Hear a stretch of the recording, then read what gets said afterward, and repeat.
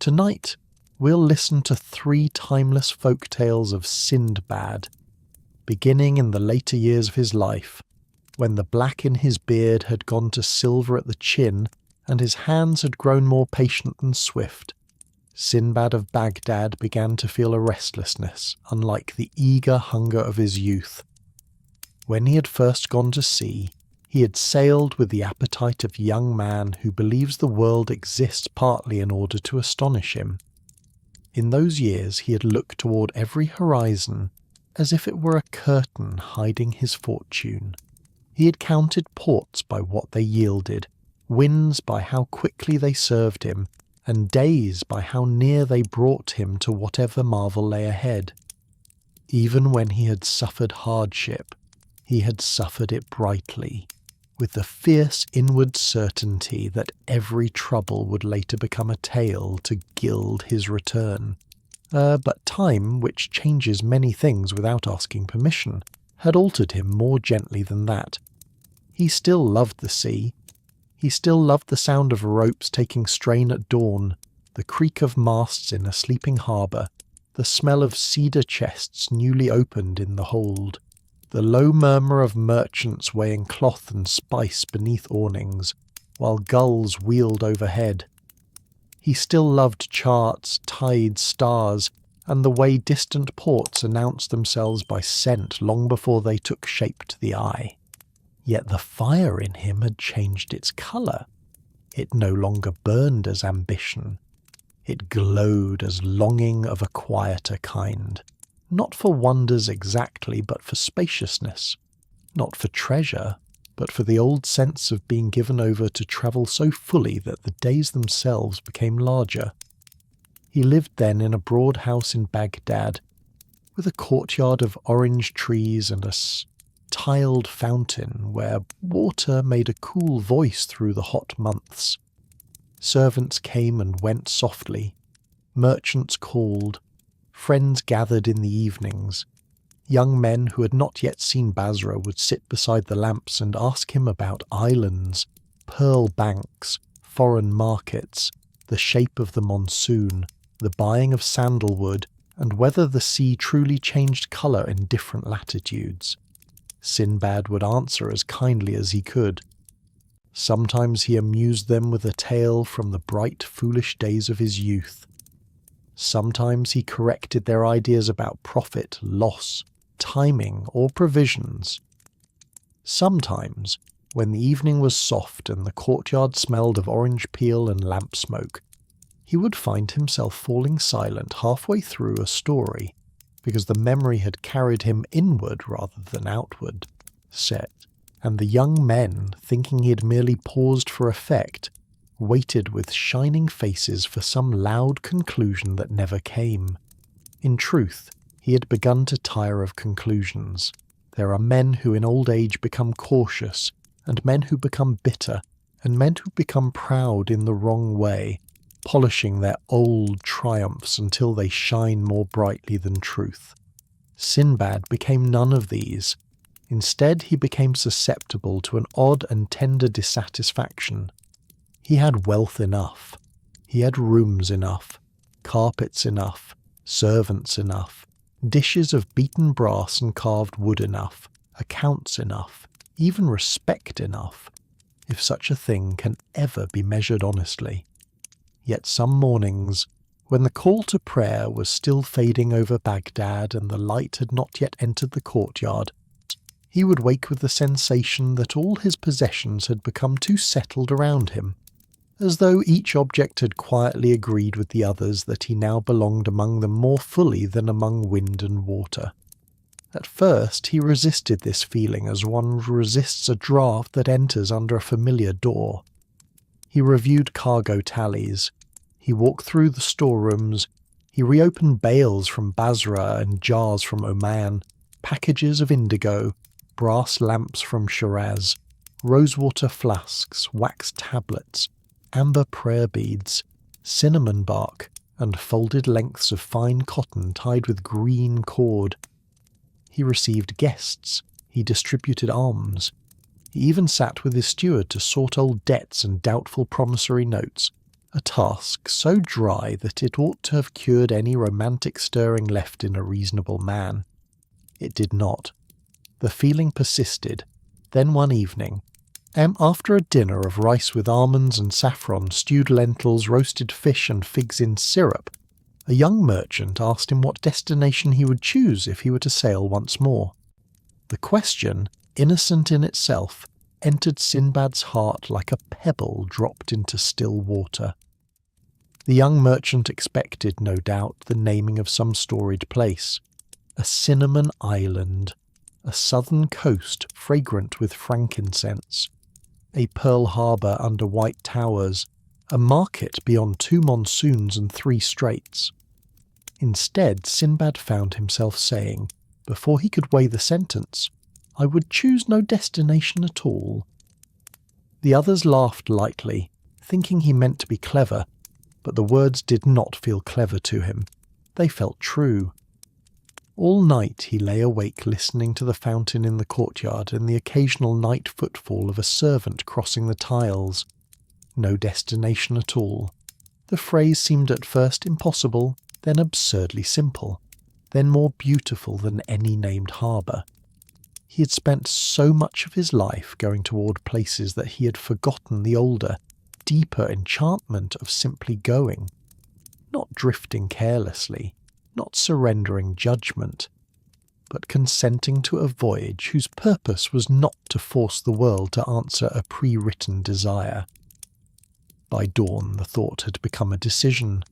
He would sail once more, not with the extravagance of his youth, not with a ship packed solely for gain, not towards some loud marvel whose very name would unsettle the hearts of younger men. He would go down to Basra, seek a modest ship under a patient captain, load such goods as could be honourably traded in a dozen different ports, and trust wind, season, hospitality and occasion to shape the road of water beneath him. He would let the voyage reveal itself a little at a time. When he told his steward, the man blinked several times and assumed he had misheard. "When do you intend to depart, master?" "When the river and the road allow me to reach Basra before the month turns." "And where will the ship be bound?" Sinbad smiled, though gently, for his steward was a good man, and had spent many years trying to protect him from extravagances born of memory. "To sea." The steward, who preferred ledgers to philosophy, looked nearly pained. "There must be a first port." "There will be," said Sinbad. I simply do not wish to appoint it from a courtyard." News of his decision travelled among friends, as such news always does. Some approved, because old sailors always approve, of one more departure in another man. Some shook their heads, and said he had earned the right to remain where sherbet arrived cool and carpets were not damp with spray. Some suggested profitable coasts and reliable markets. Sinbad accepted all advice with courtesy and very little obedience. Within 10 days he had set his house in order, entrusted accounts to careful hands, packed gifts instead of ambitions, and gone south by river and road to Basra. Basra, when he entered it, was as he had always loved it, a place half made of water and half of waiting. Date boats nosed the quays, masts stood against the sky like a sparse grove of winter trees. Warehouses of mud brick and timber faced the river with practical silence. Narrow lanes behind them held rope sellers, sail menders, coopers, water carriers, and the little coffee houses where sailors, muleteers and brokers all believed the others overpaid for everything. The air smelled of reeds, river mud, spices, tar, fish scales, sweat, and orange blossom drifting from some inner garden that the port itself would never admit to having. Sinbad did not hurry to the docks on his first day. Age had taught him that departures go better when one first sits still in the place from which one will depart. So he took a room above a merchant's court, bathed, changed into a lighter robe, and spent the evening on a river balcony watching boats move through the last gold of daylight. Men called to one another in Arabic, Persian, and other tongues he knew less well. A boatman sang under his breath while poling grain barges along the shallows.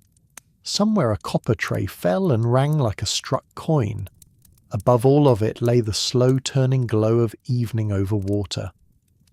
Only on the next morning did he go to the harbour master.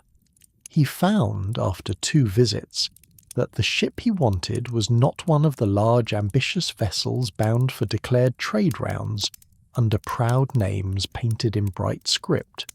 It was a medium-bellied dhow, called the Evening Heron, built of teak and datewood, with a broad lateen sail patched neatly in 2 places, and a hull that showed the honest wear of years without the discouraging signs of neglect.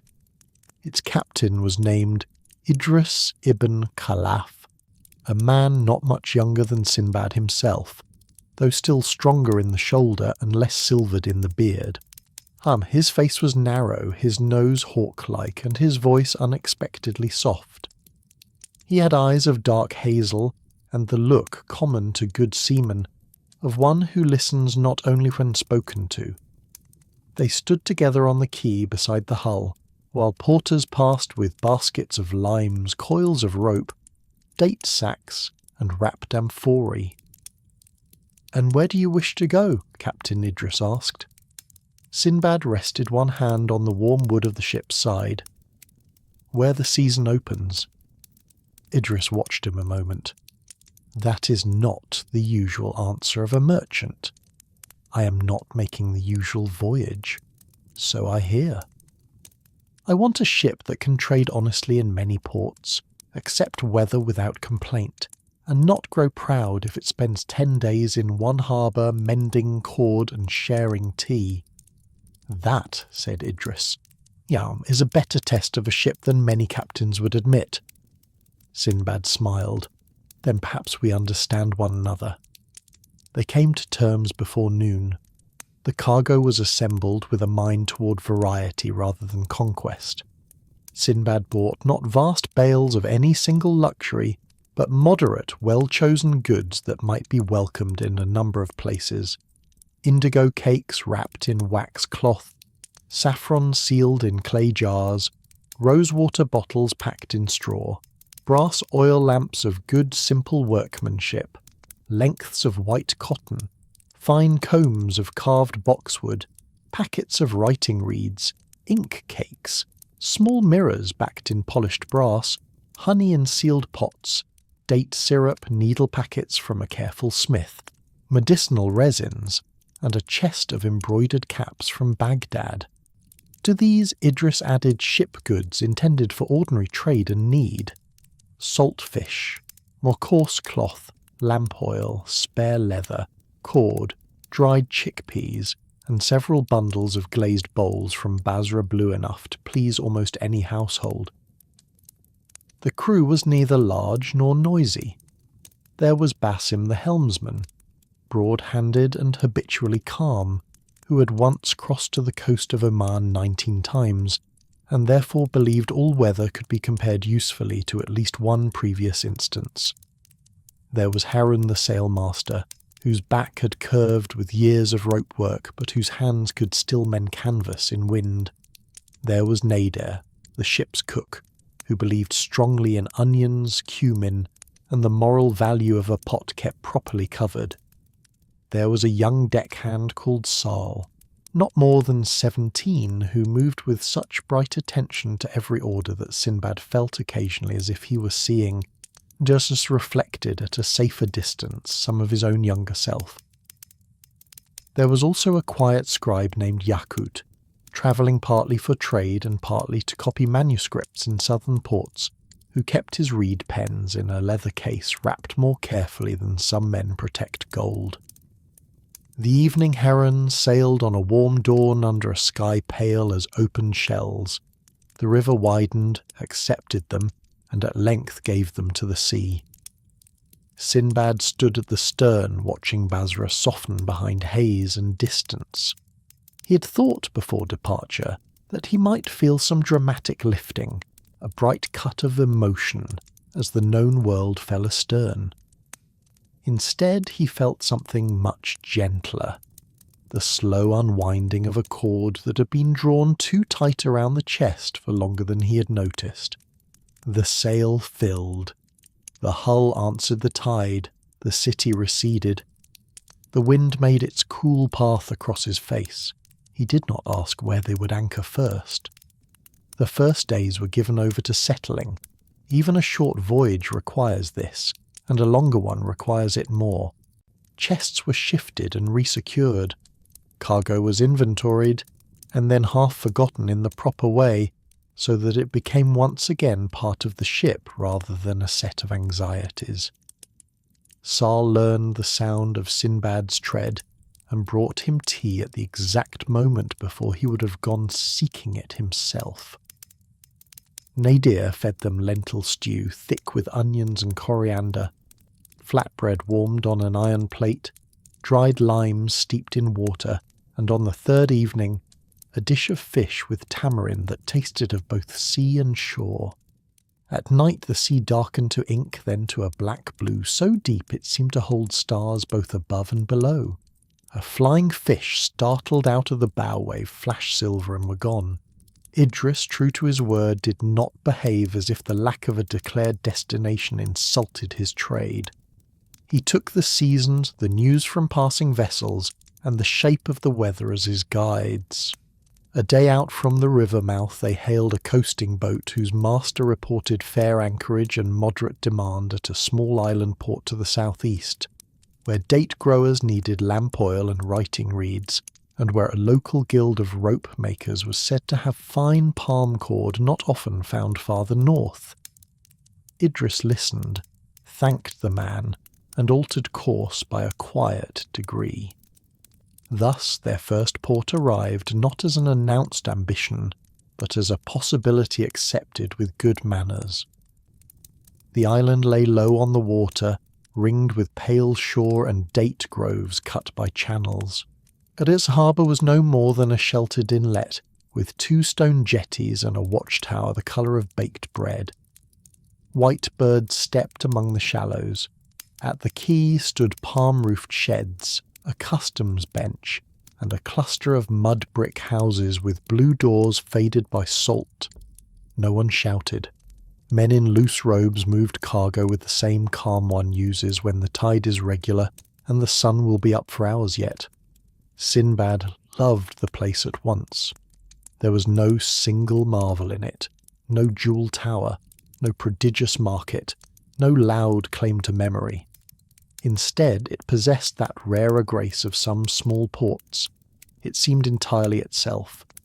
The ropemaker's quarter smelled of coir, salt and drying palm fibre.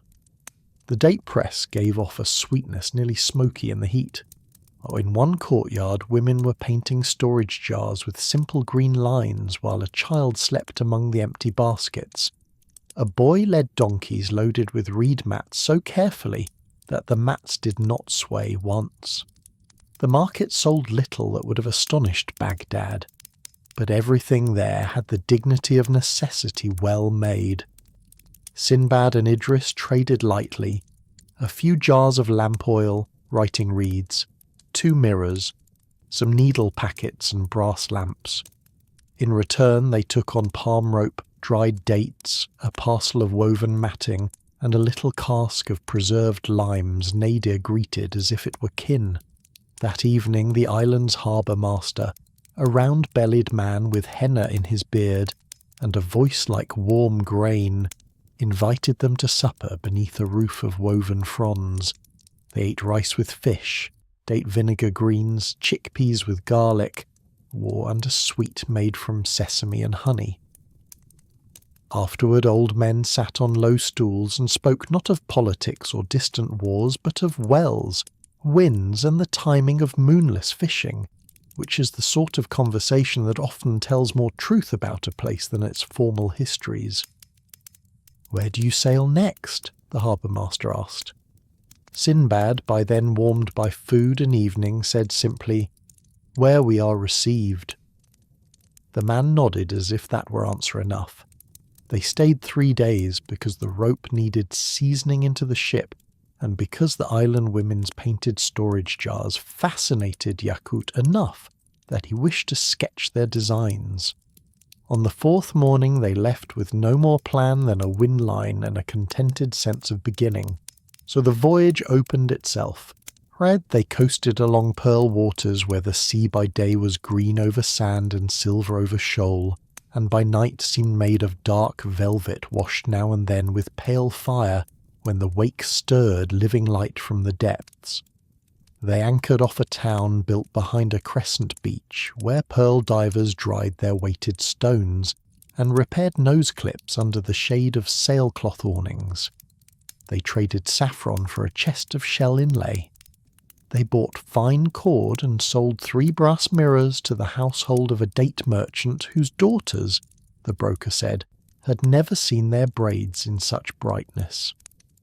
Sinbad walked through an evening market there where little lanterns were hung on fish bones set into the sand, and all the stalls smelled of sea salt, cumin, hot bread, and resin smoke. He slept well on that coast. There was a quietness in travelling without fixed aim that altered even his dreams. In younger years he had slept aboard ship with part of his mind always leaning toward the future. Next harbour, next bargain, next danger, next gain. Now he found himself sleeping more like the sea itself, in long inward movements. He would wake in the small hours, hear Basim shift at the stern, hear the water against the hull, and feel not anticipation sharpened to strain, but a broad readiness. Whatever the morning brought would be itself. After the Pearl coast the wind lightened and held them in a belt of warm calm. This might once have tormented the younger Sinbad, who disliked delay with the bright impatience of men still measuring life by accumulation. The older Sinbad accepted it almost gratefully. The sail hung quieter. Then the sea became a broad mirrored plain with only long, soft undulations lifting under the hull. The crew used the time well. Harren restitched a seam in the mainsail. Nadir sorted lentils on a tray in the shade of the cargo chest. Sal polished the brass lamp hooks and then, at Sinbad's suggestion, cleaned the carved boxwood combs until they smelled faintly of warm wood and oil. Yakut sat cross-legged beside the stern cabin and copied out a poem about night travel while dragonflies, having somehow followed them far from reed beds, rested briefly on the rail before vanishing again. Sinbad took out one of his older logbooks and leafed through it. The script in the earliest pages ran narrow and eager. Goods tallied, prices noted, ports summarized, decisions justified. There were notes on profits, on quantities, on whether a certain coast could be trusted in the second quarter of the season. Useful records all, yet dry in their abundance. Later pages, written after harder years, contained more weather and fewer boasts, but only now, on this voyage, did he begin a book whose entries were not pressed forward by acquisition. Still calm at noon. Water blue, like melted glass. Cook made onions with preserved lime, one white bird circling long over the mast, though no land seen. Harren says the sail sounds best after being left to rest 2 days. Basim believes the current beneath us speaks of a bank far off. Evening breeze from the east carrying no dust. Slept under the stern awning and dreamed of a market that sold only empty jars and patience. When he showed this last line to Yakut, the scribe laughed softly and said, "Yeah, that is a better market than many I have known." On the 3rd day of calm they were visited by fishermen in 2 narrow boats, brothers from a coast not yet visible but near enough, who had come far out for tuna, and now drifted with their catch cooling under wet cloth. Their boat smelled of fish, tar and fennel rubbed on the planks against rot. They told Idris of a limestone inlet ahead, a quiet anchorage below white cliffs, where a village took little trade but welcomed ships in need of water jars, sail repairs, or rest from contrary weather. "Is there cargo to be had?" Basim asked. The elder fisherman shrugged.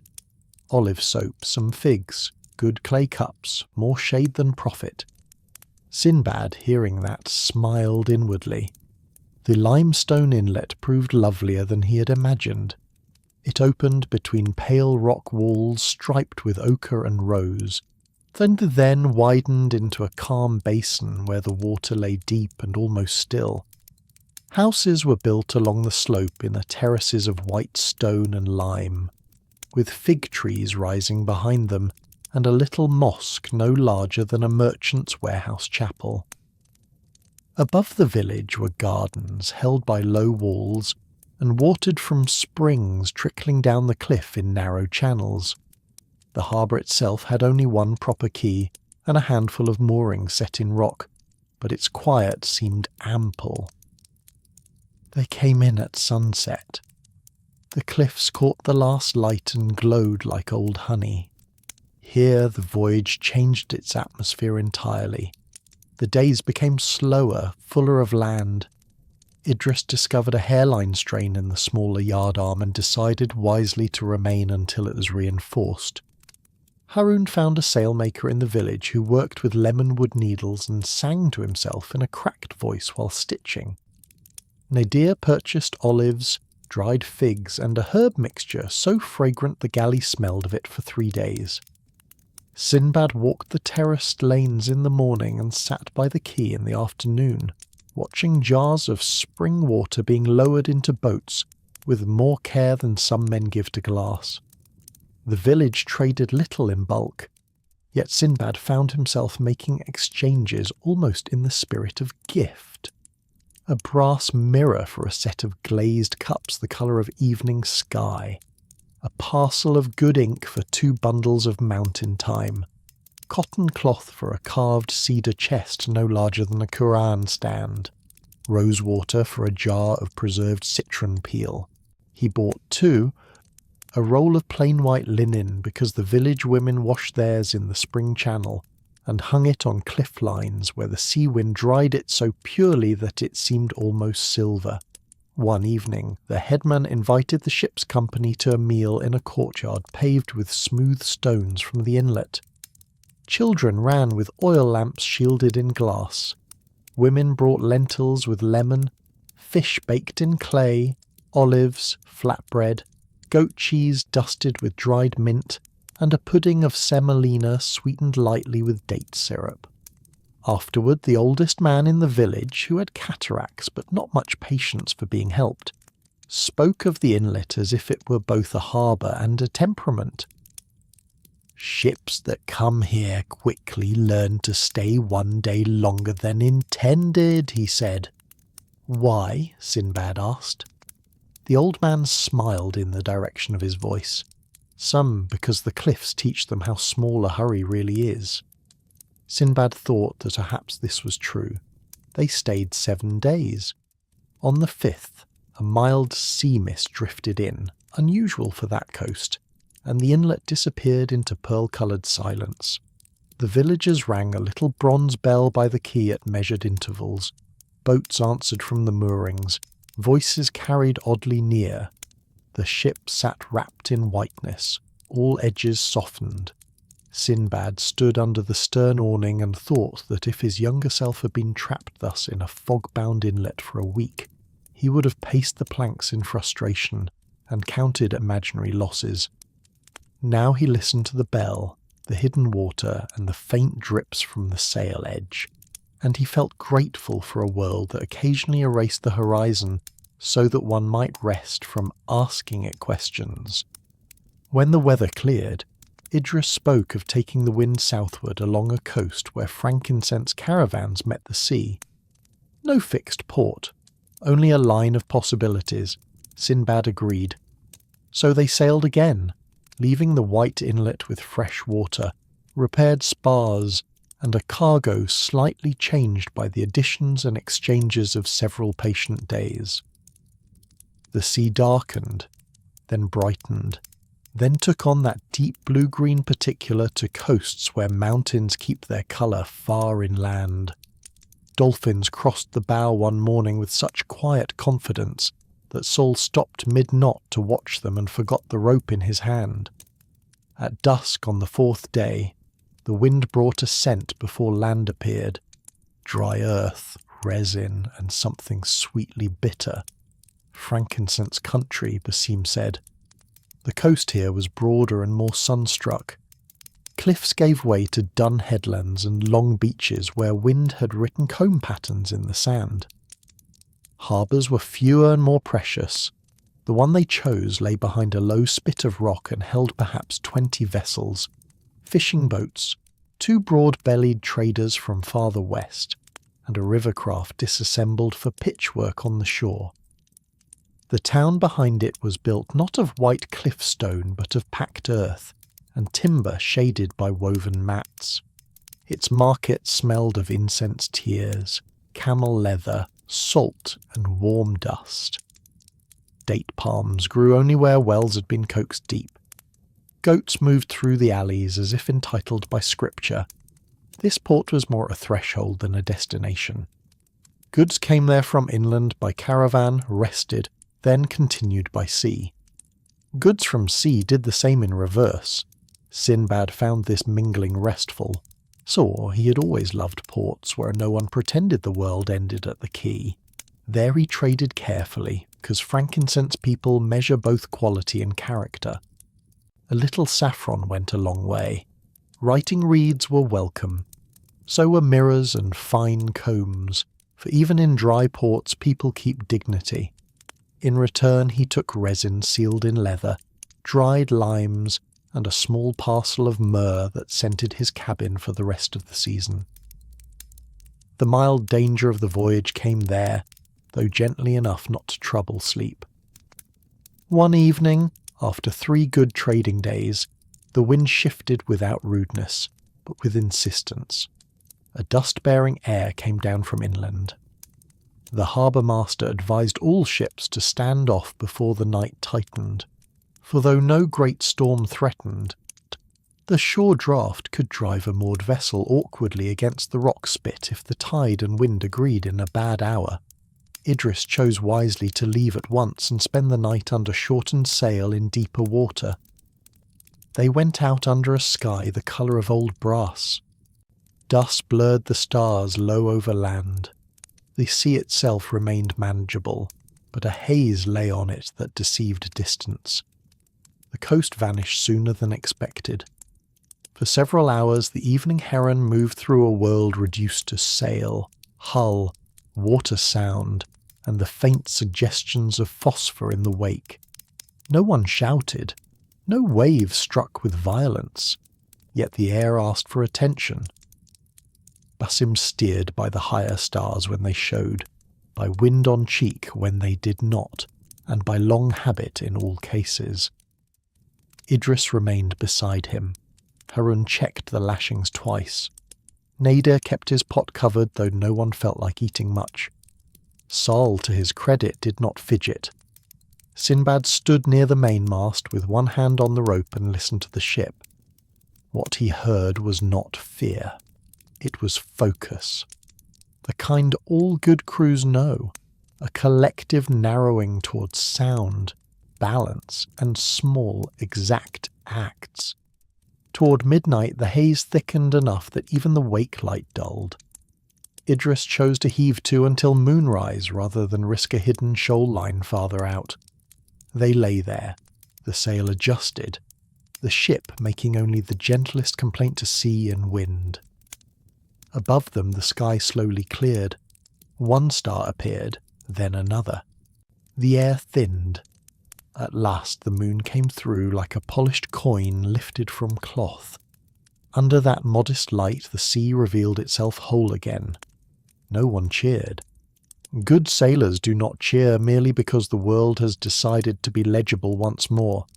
But Nadir uncovered the pot and fed them hot chickpeas with cumin, and Basim said, "There, better," which from him counted as eloquence. Sinbad slept a little before dawn under the stern awning.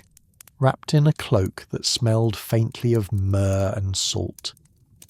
When he woke, the sea was pale blue, the dust entirely gone, and the men moving about their work with that particular quiet satisfaction which follows weather met competently. Idris brought him tea.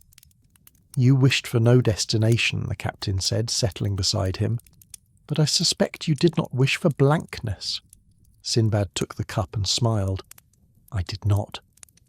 And yet blankness comes to sea whether invited or not." "Yes." Idris watched the sail fill. Perhaps that is why voyages are best shaped by readiness rather than certainty." Sinbad drank the tea without answering at once. The sentence entered him like a tide entering a creek. Readiness rather than certainty. That, he thought, was perhaps the true difference between youth and age, or at least between restless youth and better age. When younger, he had tried to conquer uncertainty by naming and pursuing things. Now he understood that uncertainty could be met not by command, but by preparedness, courtesy, and inward room. They spent the next week in a series of smaller anchorages, none grand enough to boast of, all memorable in their own exact ways. There was a shallow bay where women came down at dawn to wash copper pots in seawater before rinsing them with spring water from jars carried on their hips. The reflected light on the copper made the whole beach seem full of small suns.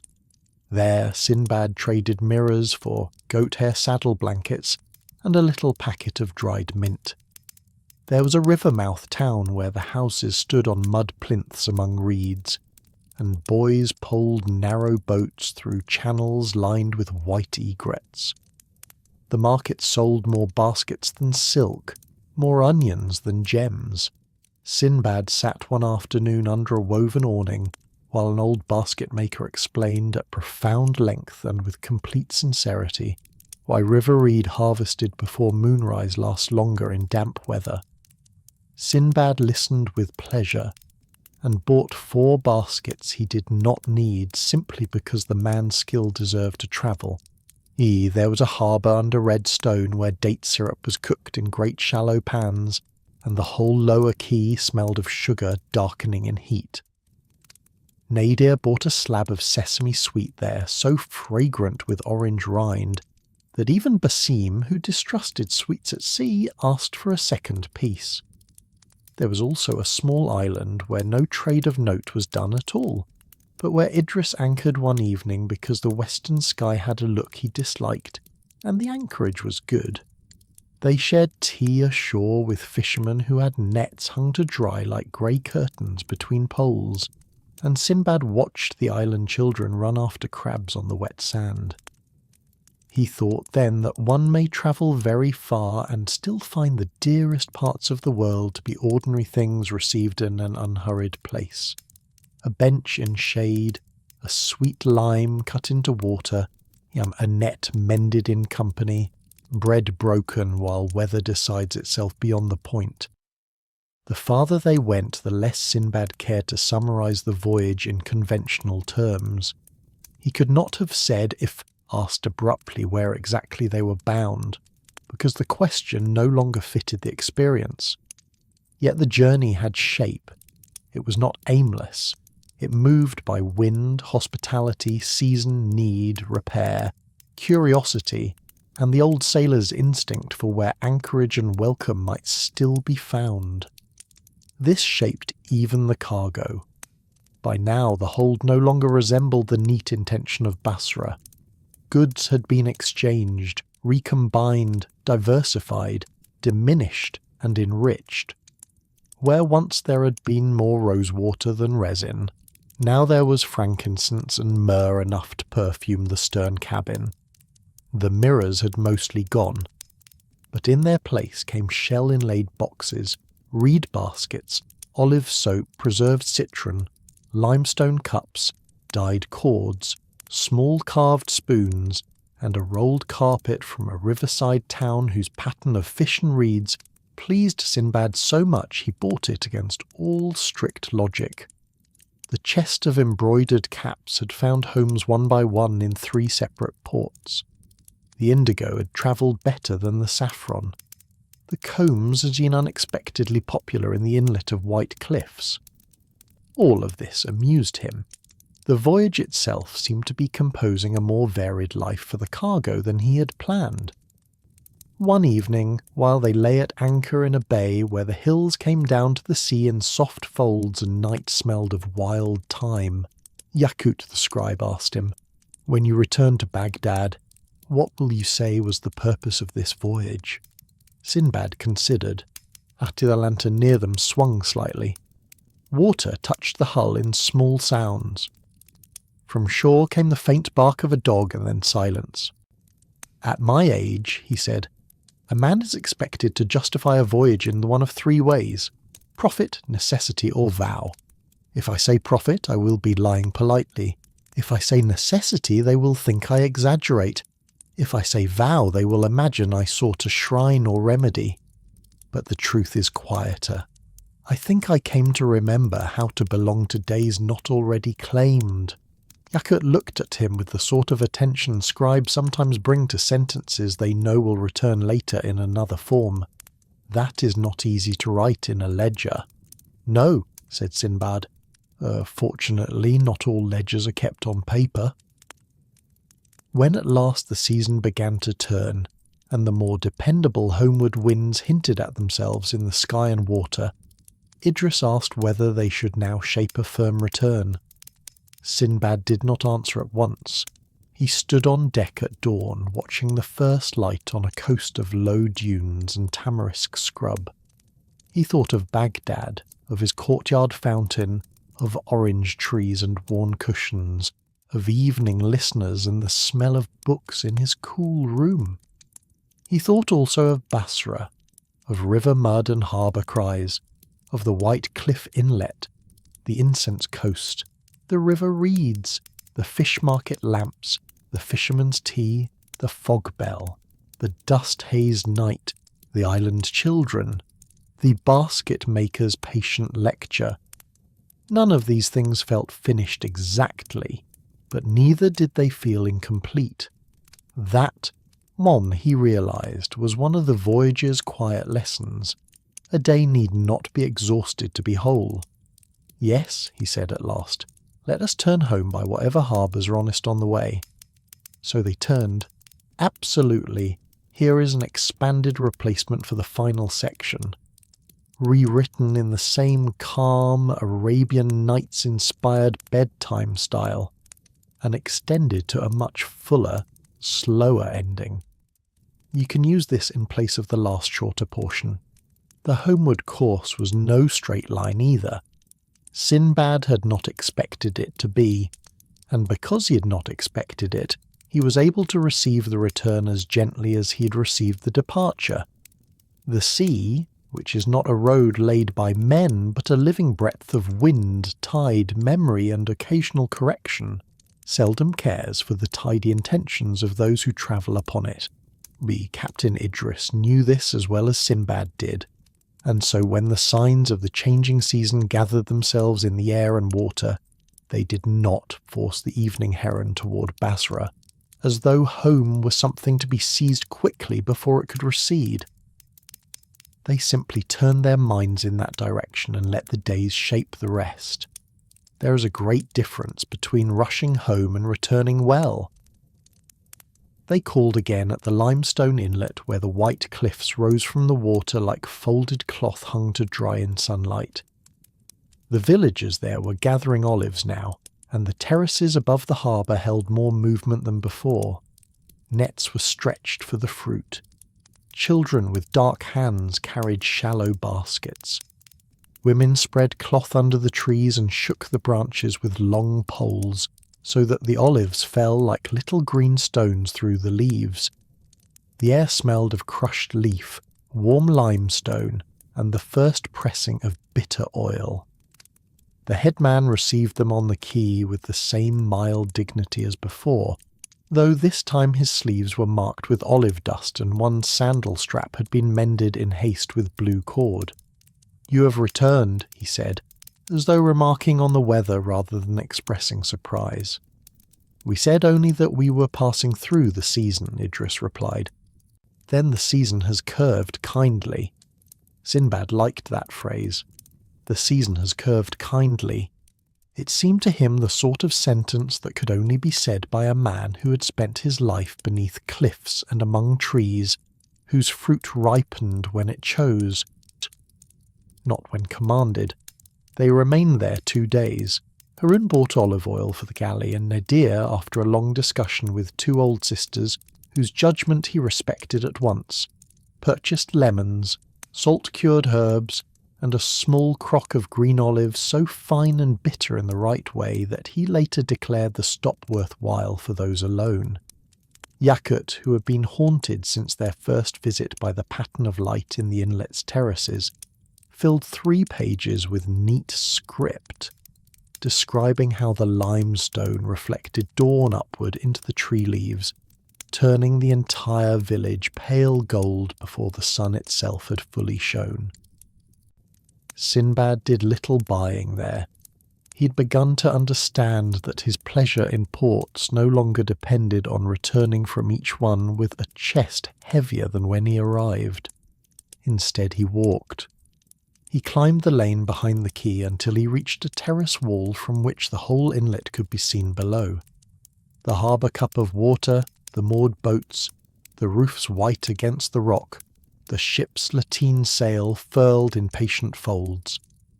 He stood there in the olive-scented air and felt, not for the first time on this voyage, that the world was wider when entered slowly.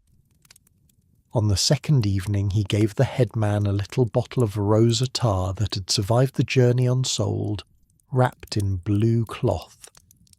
The man accepted it with a solemnity beyond its market value, and in return sent to the ship a basket of lemons, 2 jars of newly pressed oil, a roll of fresh goat cheese in leaves, and a blessing so long and so beautifully phrased that Sar later confessed he had forgotten the beginning before the end arrived. And when they departed the next morning, the village children stood on the quay waving olive branches stripped of leaves, so that only the pale wood flashed in the sun. The sight remained with Sinbad long after the cliffs had sunk into haze. From there they coasted north and east by degrees, sometimes under good wind, sometimes under the kind of lighter airs that ask a ship to remember patience rather than speed. In one place they anchored only long enough to fill water casks at a spring that came straight from a rock face into a stone trough the colour of old cream. Women stood nearby, washing copper bowls with sand and singing in a low, easy rhythm that matched the water's fall.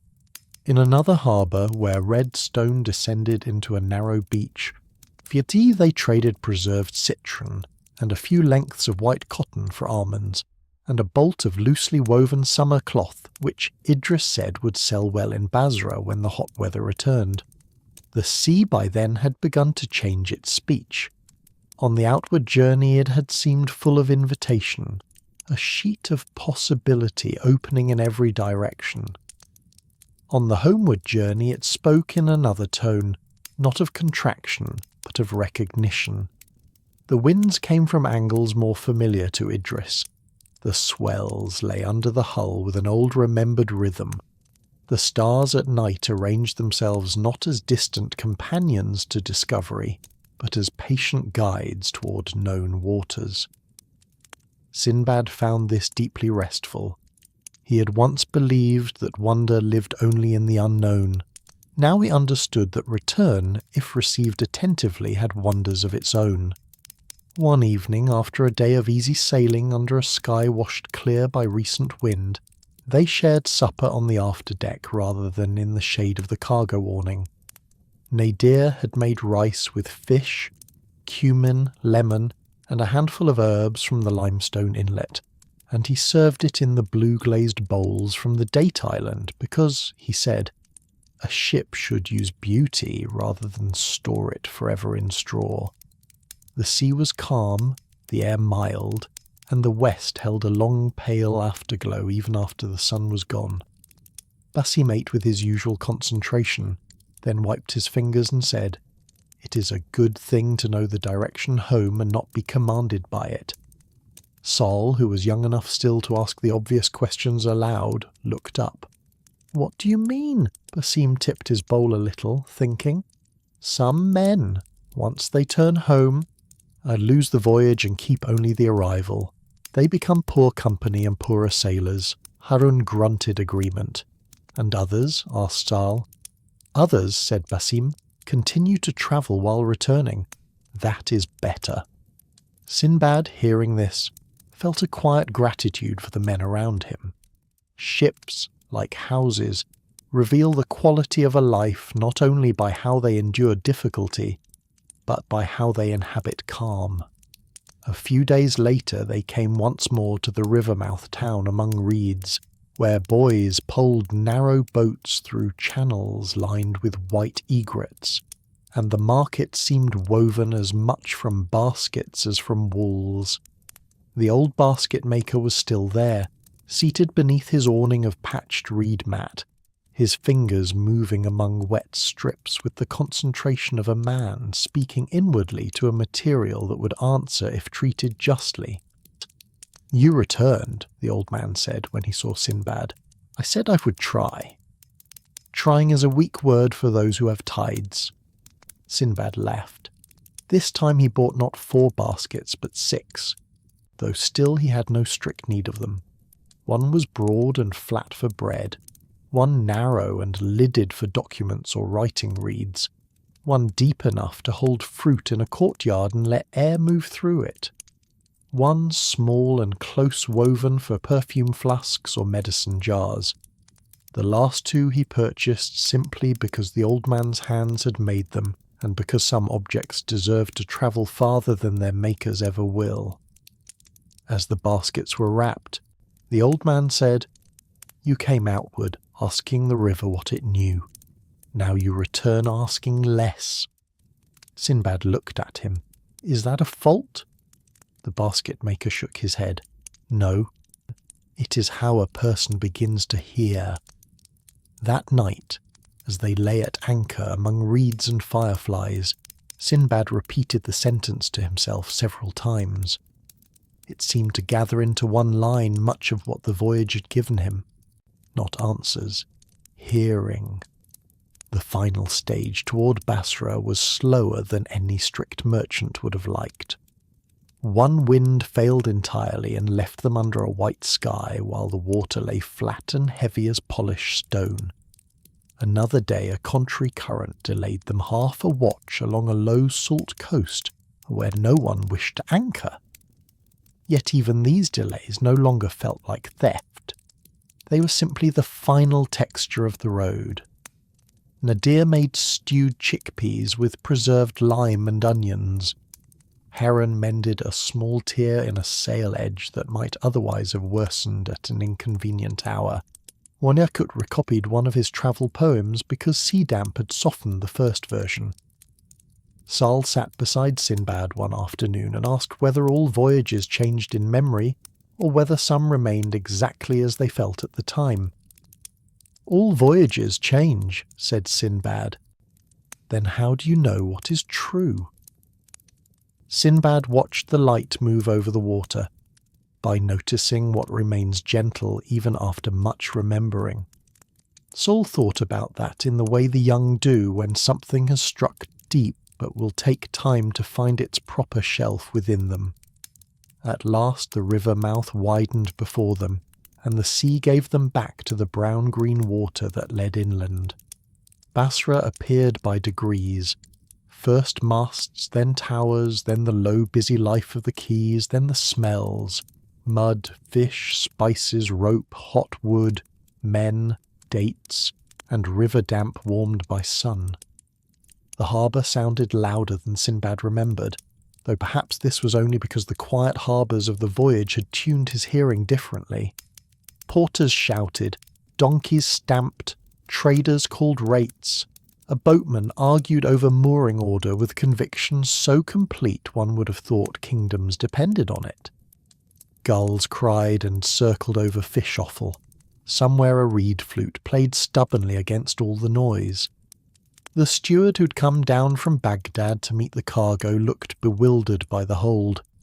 He was a careful man, narrow-bearded and exact in his habits, and Sinbad had long trusted him because he considered disorder a moral failing and deception an annoyance requiring swift correction.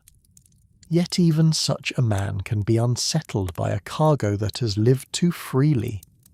"Master," he said delicately, "after the first half-hour of opening, counting and discovering, there are fewer quantities and more kinds."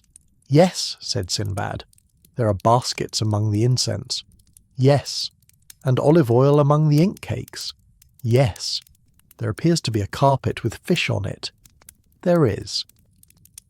The steward closed his eyes briefly as if petitioning heaven for stronger arithmetic. "Very well," he said at last. "Then the accounts will have to become more imaginative." Sinbad smiled. "No, only more truthful. Over the next days in Basra the goods were sorted, sold, exchanged onward, or sent upriver. There were profits, though not the concentrated brilliance of some of his earlier voyages. Several items sold surprisingly well.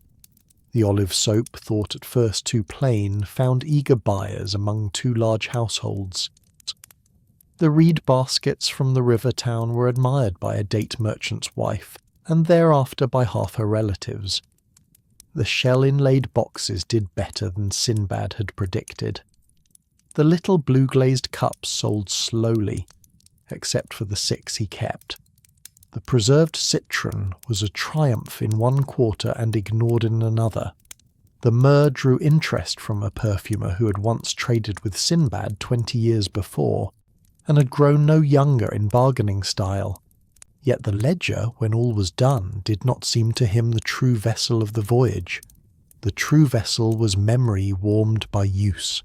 The blue cup in his hand, the bitter olive, the smell of rope on the island quay, the bell in the mist at the white inlet, the night of dust and moon, the fish market lights on the pearl shore, the old basket-maker's fingers, the fisherman's tea on the low island.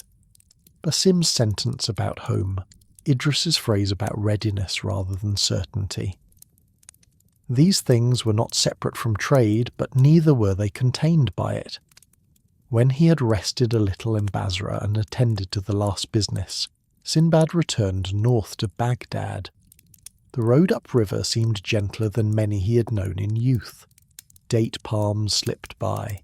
Villages rose and passed. The boatman sang at intervals and then fell silent. At night he slept under awnings while the river made a soft travelling sound against the hull. Sometimes he sat awake and watched the stars reflected in slow water, thinking how different inland dark is from sea dark. The river gives back your thinking in softer measure.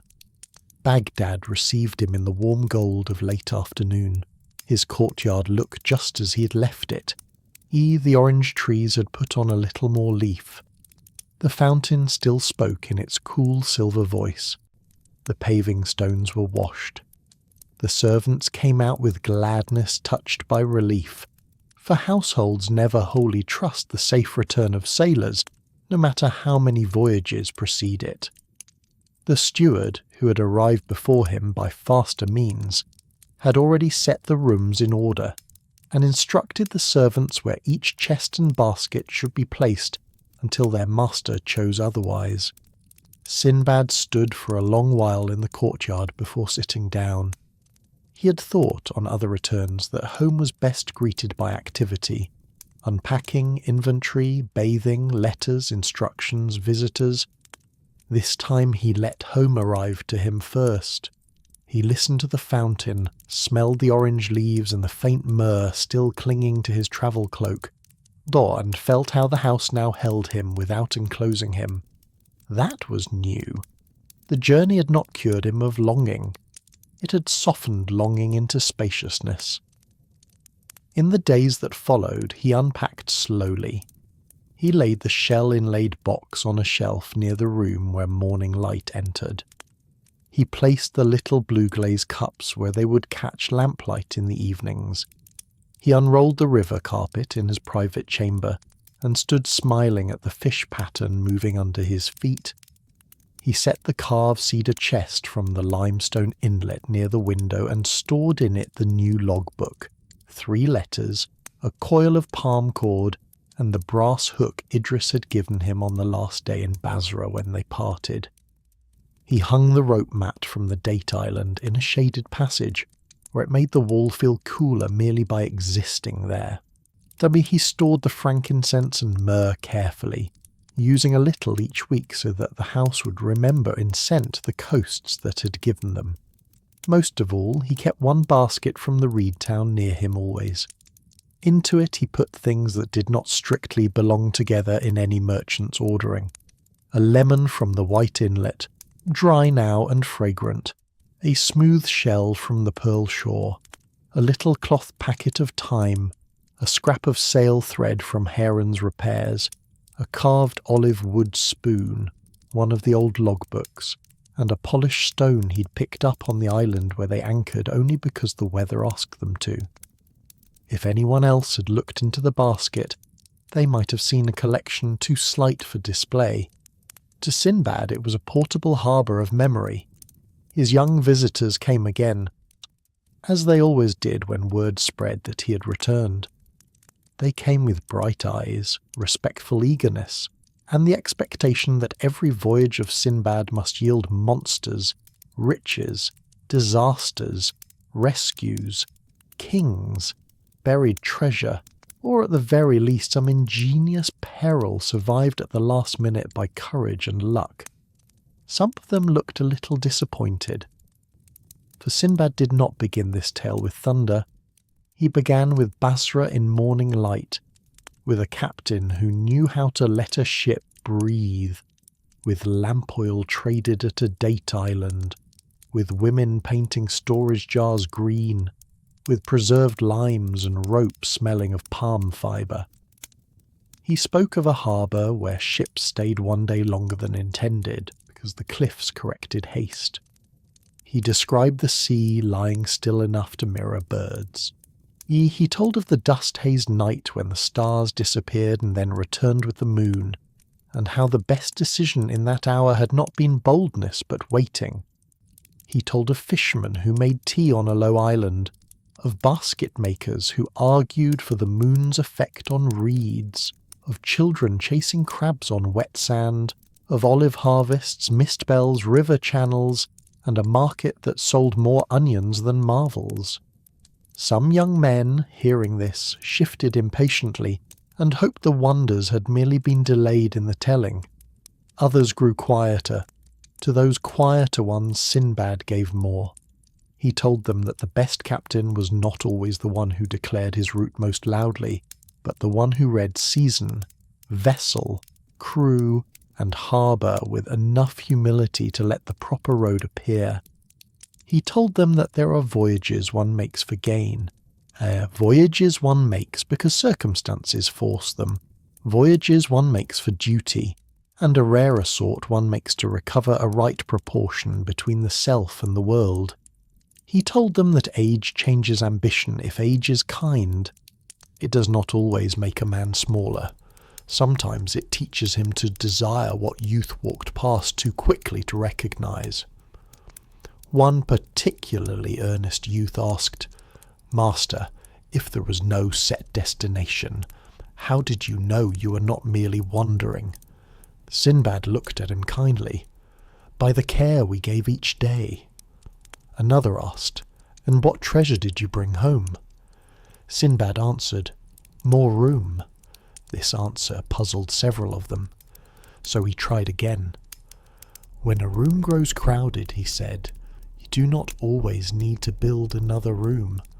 Sometimes you need only open the shutters, remove what has become heavy without being useful, and let the air move through.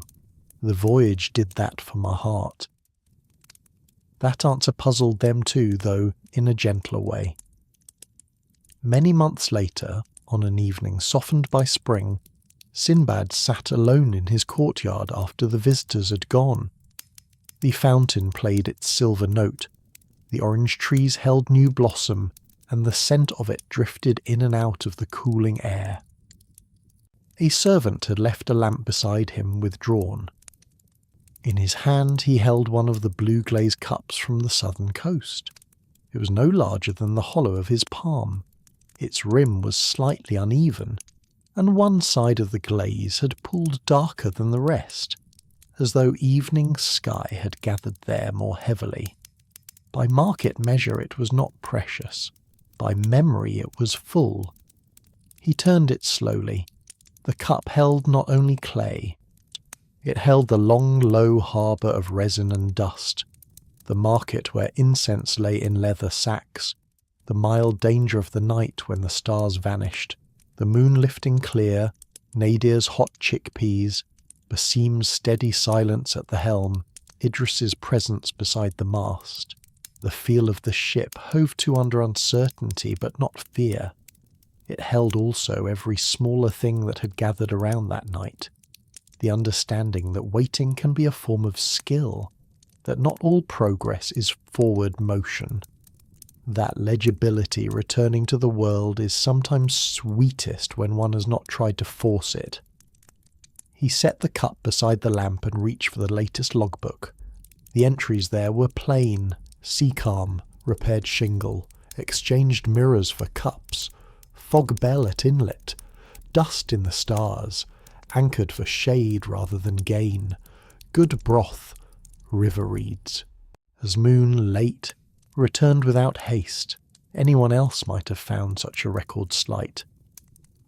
But Sinbad knew what lived inside those few words. He knew the smell of each harbour, the colour of each evening, the sound of the ship under each sky. He knew how much of the voyage had been made not of rarity but of attention, and because of that the book felt fuller than some earlier ledgers swollen with counts and profits. There would not be endless voyages now. He knew that as plainly as he knew the feel of the cup's glazed rim. Age had not hidden itself from him. His knees reminded him of weather before it arrived. Some mornings his hands were slower to close around a cup. His sleep had grown lighter, though perhaps more honest. He no longer imagined that desire itself could command the sea. Yet he did not feel diminished by this. The voyage with no destination had given him a better understanding of old age than any physician or philosopher could have offered. Old age, he thought, is not merely the shortening of roads, it is also the refinement of how one travels them. He had gone once more to sea and discovered that wonder need not roar. It could enter quietly, by a village that traded jars and patience, by fisherman's tea, by a repaired sail, by preserved citron, by basket reeds, by the curve of an inlet, by a bell in mist, by dust in moonlight, by the courtesy of a captain who did not force certainty where readiness would do. These things did not dazzle in the manner of youth's desired marvels. They endured. That mattered more.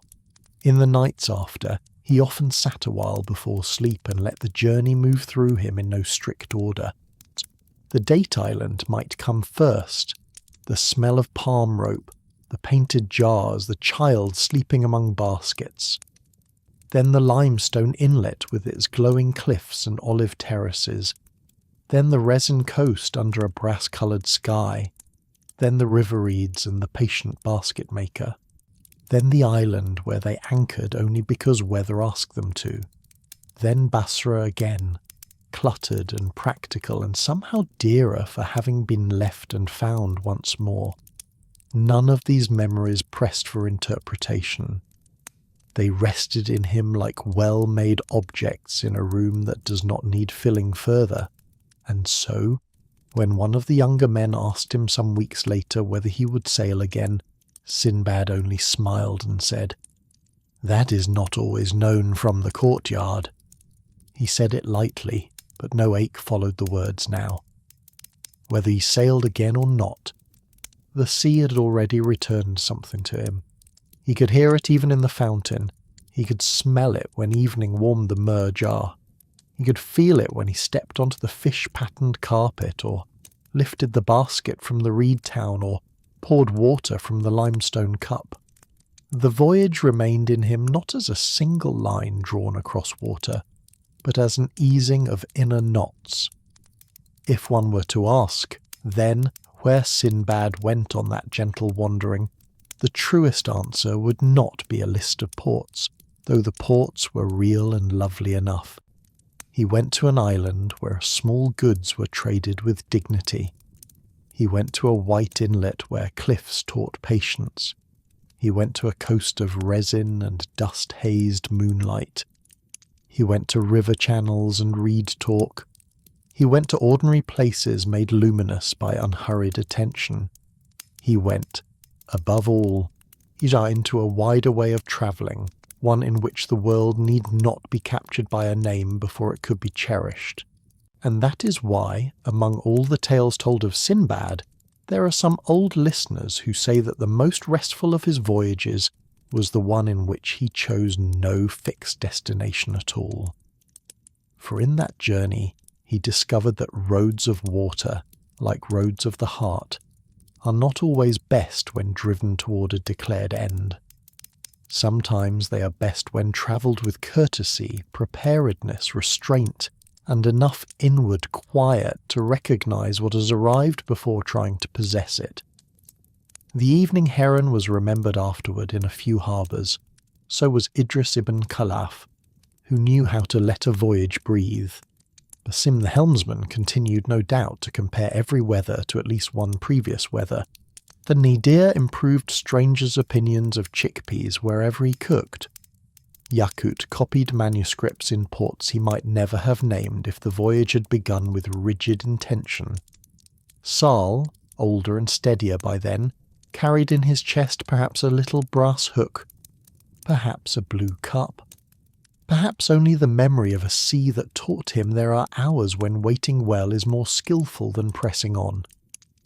As for Sinbad, he sat beneath his orange trees while Baghdad quieted around him. The fountain went on. The lamp burned steadily. A mild wind touched the leaves. Somewhere beyond the city, beyond the river, beyond the date groves and low salt flats, the sea breathed in its immense dark patience. And Sinbad, older and wiser now, did not ask it where he must go next. It was enough for that night to know that one could still answer if called. That was the gift. Not certainty, not conquest, not even arrival. Only this calm and spacious knowledge that the world remained open and he remained able to meet it without haste. Our second story begins as we leave the river behind and listen for camel bells in the dark beyond Baghdad's walls.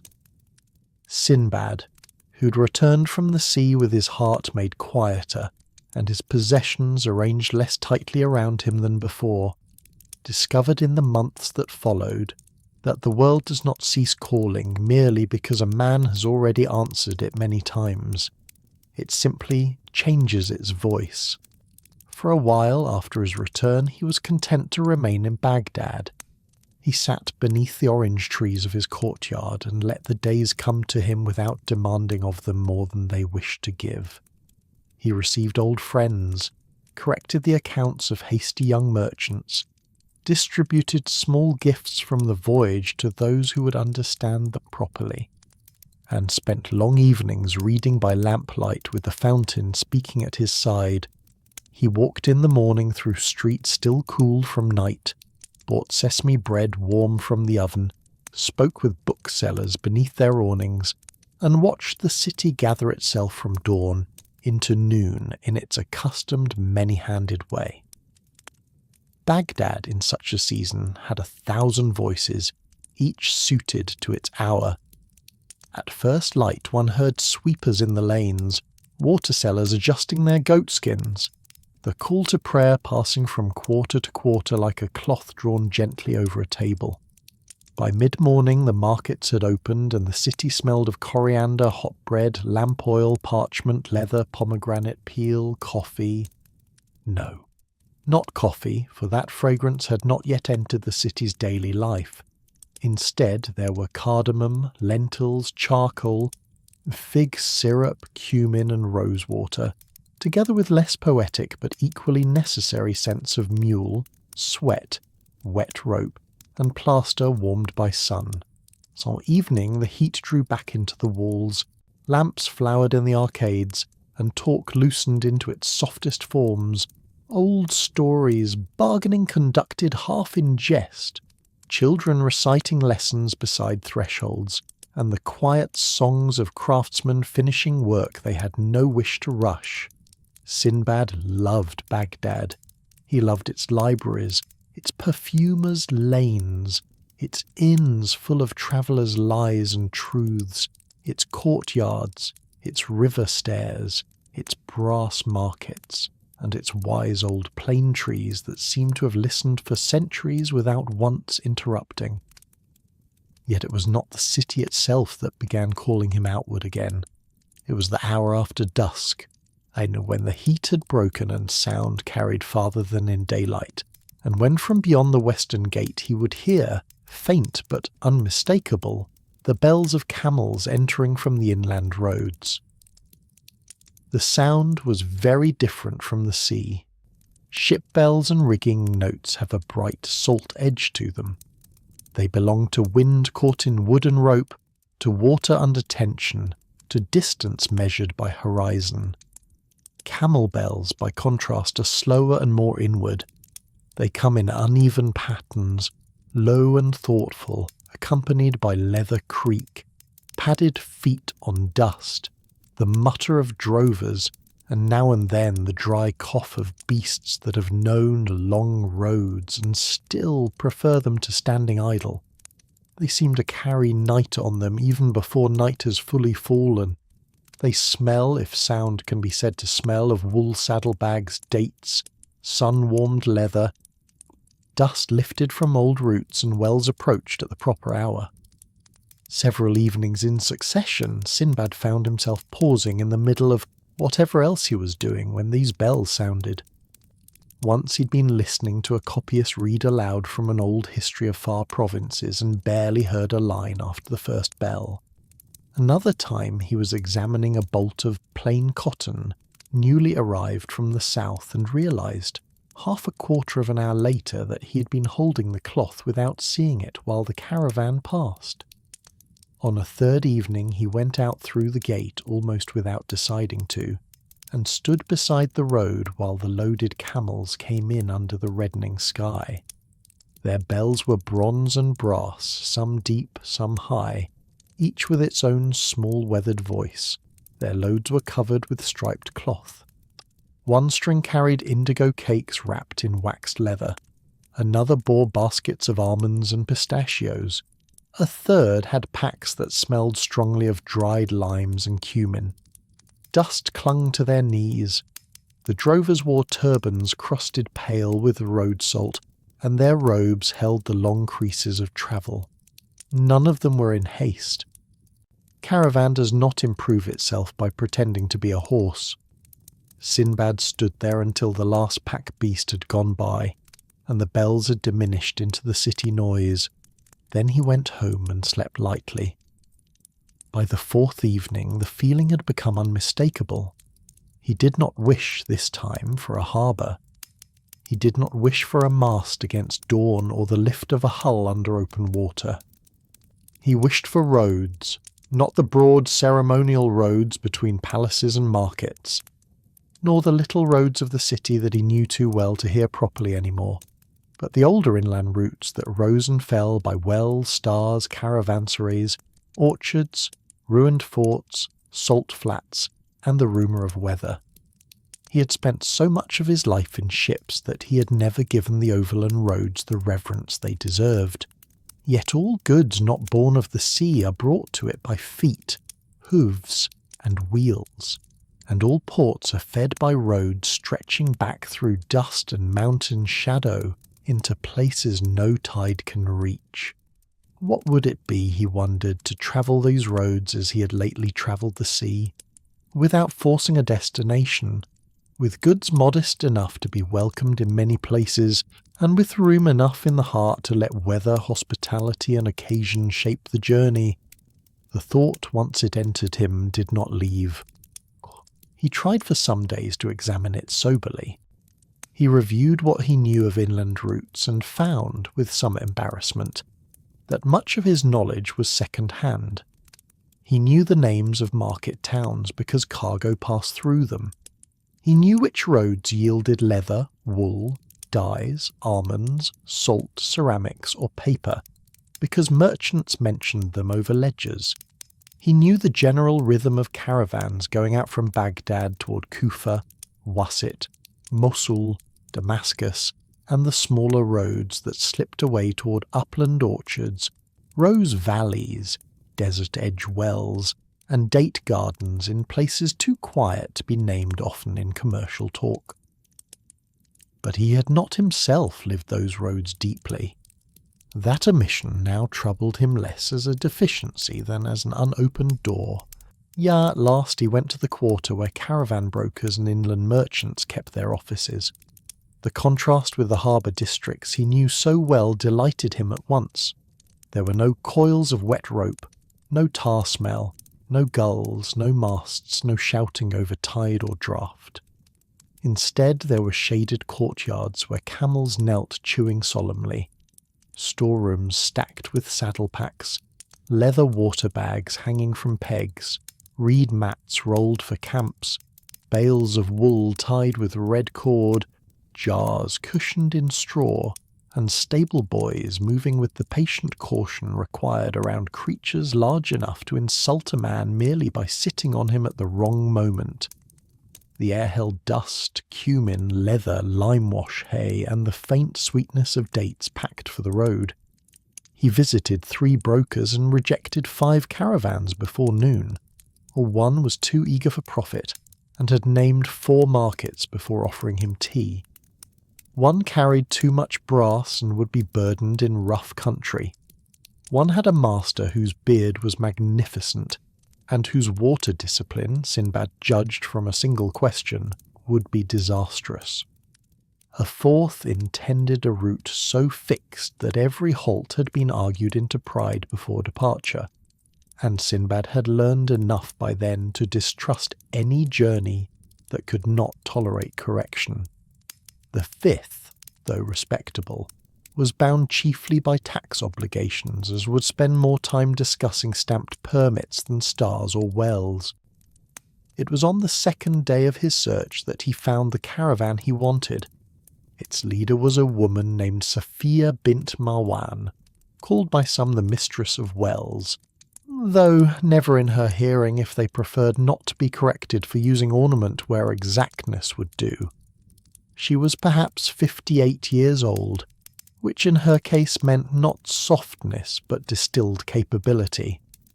Her face was sun-browned, her eyes dark amber, and her hair, what showed of it at the temples beneath her wrapped scarf, held silver threads she did not trouble to hide. She wore a robe of undyed wool with narrow blue stitching at the cuffs, carried a datewood measuring staff marked in finger widths, and spoke with a low deliberate voice that gave the impression of water poured from a narrow-necked jar, not lavish, but perfectly directed. Sinbad found her in a yard where 2 camels were being fitted with pannier frames, and a scribe was writing load notes on strips of waxed board. "You are Sinbad of Baghdad," she said before he introduced himself. "I am.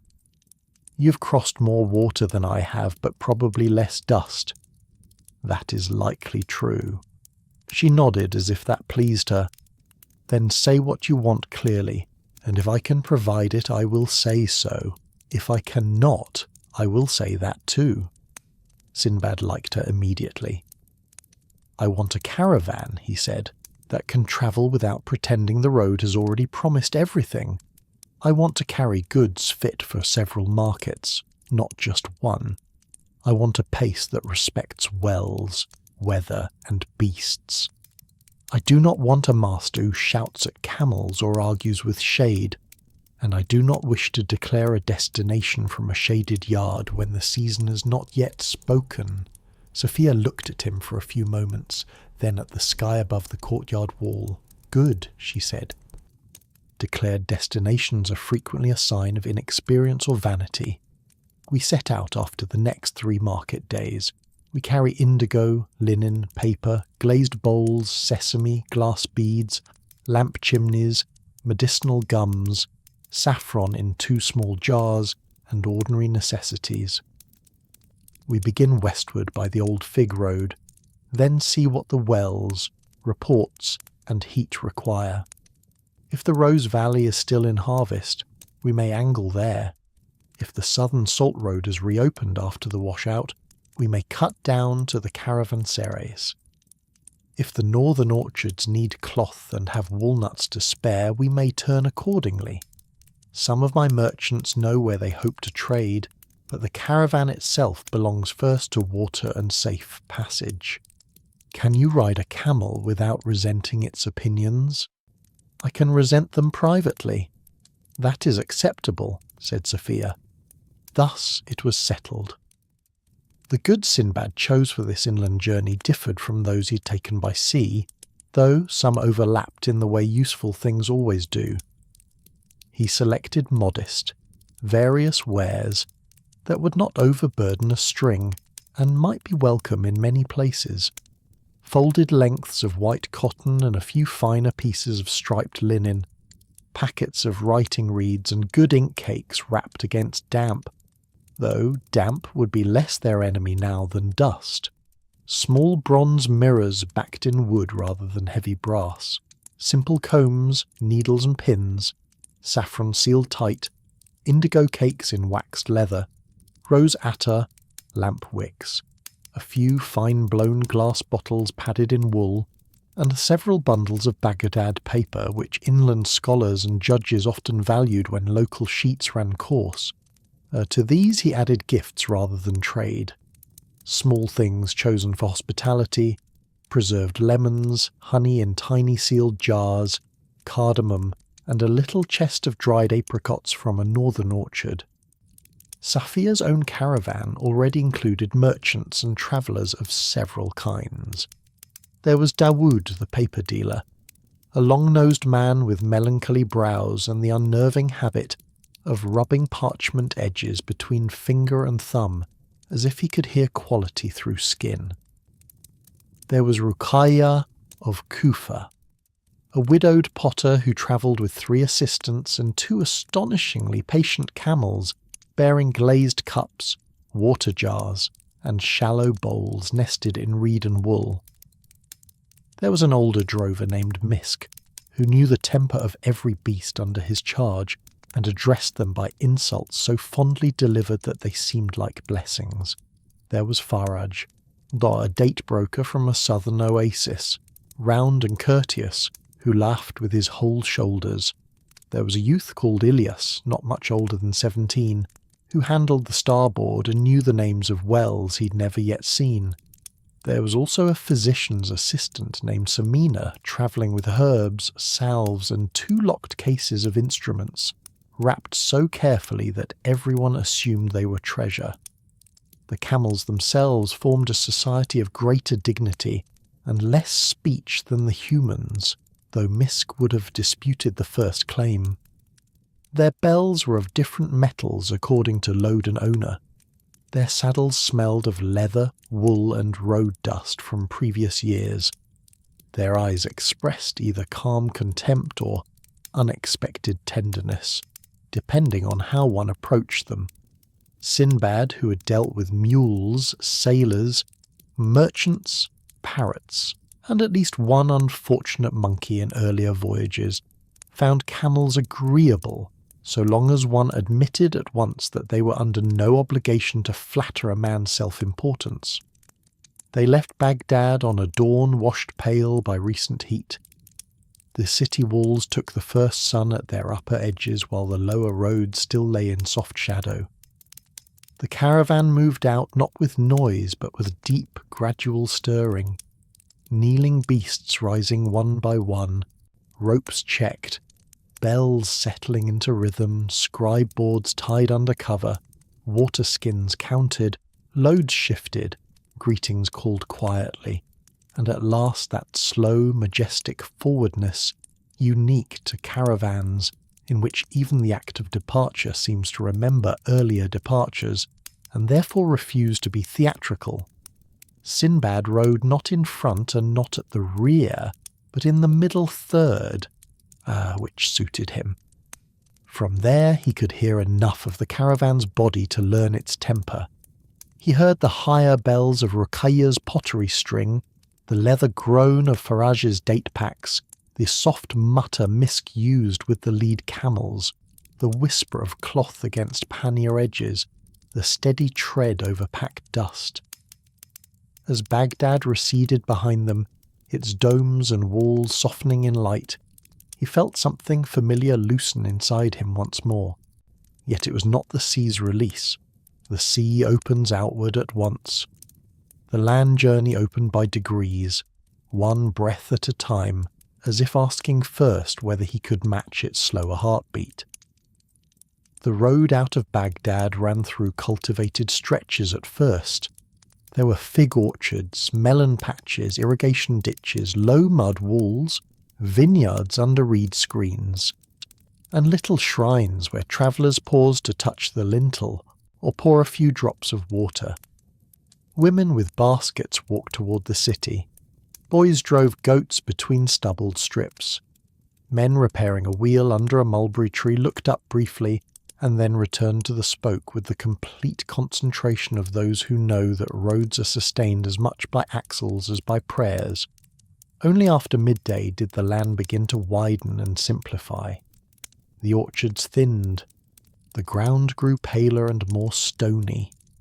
Low hills appeared, folded one behind another in shades of dust, thyme and tawny grass.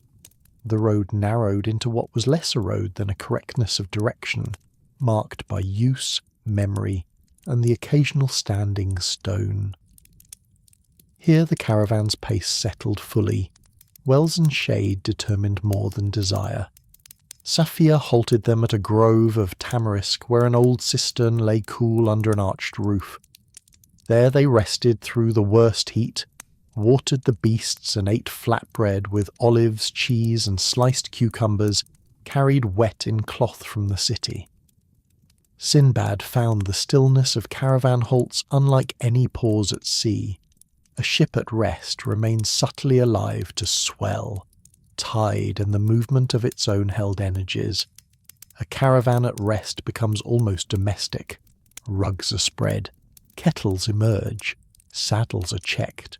Camels fold themselves down with affronted groans and then seem, within moments, to have accepted eternity in that position. Men and women speak more softly in the shade. Dates are offered. Dust is shaken from hems. Someone always mends something. Someone always sleeps. Someone always counts water. The road continues to exist. Yet for an hour or two it ceases asking to be taken. Sinbad sat under the cistern arch and watched Sophia inspect the draw rope. "You trust the road very much," he said when she joined him. "No," she replied. "I trust attention. The road is simply where attention must be spent." That sentence pleased him enough that he repeated it silently later as they resumed their way. On the third day they reached the first of the old caravanseries, a square building of thick mud brick and lime plaster built around a broad courtyard. Its outer walls were high and windowless except for narrow vents. The gateway arch held traces of blue paint. Inside were vaulted bays for beasts, raised rooms for merchants, a well with a pulley wheel dark from years of hands, and a little prayer alcove facing properly. The keeper, a man with a beard the colour of dried apricots, received them without excitement, which is the best style of hospitality in such places. A brazier was lit, water was drawn, camels were unloaded. Supper appeared, lentils, onions, flat loaves, yoghurt, dates, and a dish of eggplant mashed with sesame and garlic. That night Sinbad lay on a reed mat in one of the upper rooms and listened to the caravanserai breathing around him. Camels shifting below, a bucket knocking once against the well stone, far laughter in the courtyard, a kettle lid set down, wind rubbing itself along the outer wall. Somewhere a traveller coughed twice, then slept. The stars above the square opening looked not distant but companionable. He thought then that inland travel taught another dimension of night than the sea did. At sea, night is depth. On the road night is enclosure, wall and courtyard, beasts breathing, goods sleeping under cloth, and the fragile trust by which many strangers share a roof and a dawn. They stayed 2 nights there because Ruqayya wished to sell some of her lesser bowls to nearby villagers, and because one of the younger camels had rubbed a shoulder raw under the pack frame. Sinbad did not mind. In the second afternoon he walked beyond the caravanserai with Ilyas to a low ridge from which the land could be seen opening south and west in long pale waves. "There are 7 possible roads from here," said the youth, pointing with a twig. "This one to the Rose Valley if the late harvest still holds, this one to the salt wells, this one to the abandoned watch station, though hardly anyone uses it now because the lower bridge washed out 2 years ago, this one to the Black Rock cisterns, that one farther north to the walnut villages." "And which will Sophia choose?" Ilyas grinned. "That depends what the road says tomorrow." Sinbad laughed softly, for the phrase had exactly the kind of practical mysticism roads deserve. The next morning a muleteer came in from the south with news. The lower bridge on the abandoned watch road was not washed out after all, merely neglected and passable for light strings if one took the ford approach gently. The Rose Valley still held enough harvest to justify cloth, mirrors and glass bottles. The salt wells farther down had sent word that their last glazed jars had cracked in the heat and they would welcome Ruqayya's work. Sophia listened, asked 6 exact questions about shade, water and bandits. There were none worth mentioning that season, which pleased everyone, and then turned the caravan southwest. Thus the road altered, and no one resented it. The Rose Valley proved unlike anything Sinbad had expected. It opened suddenly from a bare pass into softness. Low gardens spread along a wadi bed where water, though hidden much of the year, still kept enough underground coolness to sustain roses, mint, melons, and pomegranate hedges. The houses were built of sun-baked brick washed pale pink in places by dust and years. Almost every courtyard held copper alembics or clay distillation jars. At dawn, the whole valley smelled of roses so deeply that even the camels seemed to notice. Women in work shawls moved among the bushes, gathering petals into broad trays before the sun took too much of their fragrance. Children spread picked blossoms on cloth. Men tended the fire under stills where rosewater was drawn in slow glass-clear streams into waiting flasks. The caravan entered at the end of harvesting days, when the valley was both weary and full. Trade there was delicate. Rose growers wanted good cloth, glass bottles, saffron, needles, and mirrors. In return they offered rosewater, dried petals, rose jam, and a kind of crystallized sweet so lightly perfumed that one was surprised to taste sugar at all. Sinbad found that the little blown bottles he'd brought from Baghdad were suddenly more valuable than he'd guessed. Ruqayya sold a number of narrow-necked jars for storing attar. Dawood traded paper to the mosque teacher in exchange for a packet of copied poems about gardens. Faraj bought rose conserve for some future market only he could imagine, and had then spent the whole evening explaining to Misk why sweetness was a sound investment. Misk replied that camels had never once thanked a man for carrying sweets, and therefore the trade remained suspect. They lodged there in a garden house belonging to the family of the Valley Elder, who insisted that travellers sleep better under vine shade than inside walls when the rose fires had heated everything else. Mats were spread. A meal was served of rice with herbs, lamb stewed with quince, yoghurt with mint, cucumbers cooled in water jars, and flat cakes sweetened with date syrup. After supper, the older women of the house washed copper basins in the dusk and spoke of the coming heat, the rose yield, and whether next year's cuttings should be moved higher toward the shade wall. No one asked Sinbad for marvels. This too he found restful. Yet on the second dawn he rose before the others and walked with the pickers among the roses. The petals were cool, almost damp, and their scent in the blue hour before sunrise had a clarity it lost later in the day. One old picker, her hands pinkened by petals and age, said to him, "Roses are gathered like opportunities. Too soon and they hold back. Too late and they have already given themselves elsewhere." "Do you say that to all passing merchants?" Sinbad asked. "Only to those whose faces suggest they are listening beyond profit." He carried those words for days. From the Rose Valley the caravan moved on with part of its load altered again.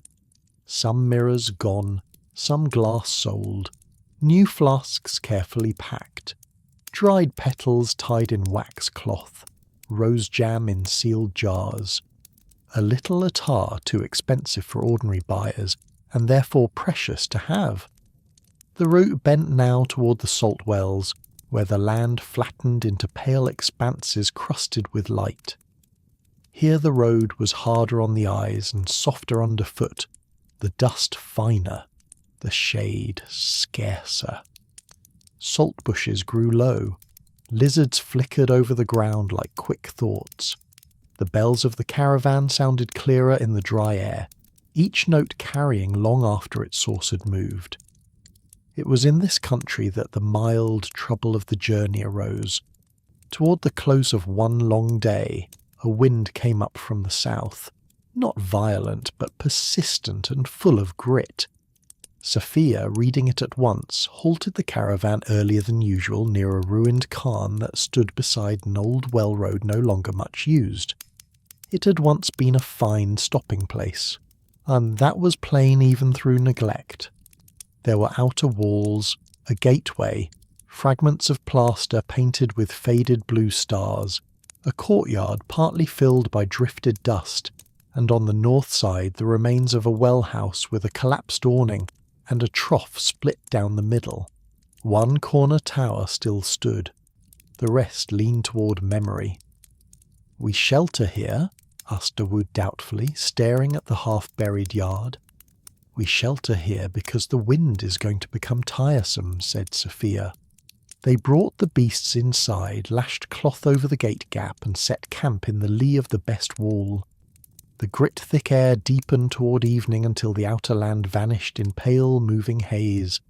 It was not a storm to inspire fear, only the sort of dust-bearing weather that makes a road foolish if challenged, and a room wise if accepted. Inside the ruin they brewed tea, covered their food, wrapped cloth over mouths, and listened to the wind comb the broken walls. Sinbad wandered, once the beasts were settled, to the old well house.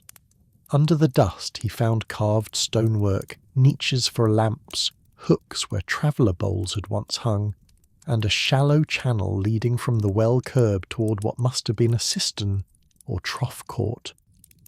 He crouched and brushed at the stone with his hand. Blue glaze showed in one niche. Another held the cracked remnant of a bowl no bigger than a child's head. "What do you see?" asked Sophia behind him. He smiled at the now familiar question. "A place that meant to be generous." "Yes. And now?" "Now it means nothing, because no one has the leisure to see if anything can be mended." Sinbad rose. The dust carried against the walls with a dry whispering hiss. "Can it?" Sophia stepped into the shelter and examined the curb, trough, broken awning posts, and sand-filled channel with a practical narrowing of the eyes. The well shaft would have to be checked. The trough replaced, the channel cleared, bowls rehung, the shade rebuilt enough to cool the draw point. Not impossible, merely neglected. Do caravans still pass this way? Fewer, but enough that a sound Khan would matter in bad weather or dry years. She bent, picked up the broken glaze shard and turned it in her fingers. This used to be one of the bowl stations. Sinbad had never heard the phrase.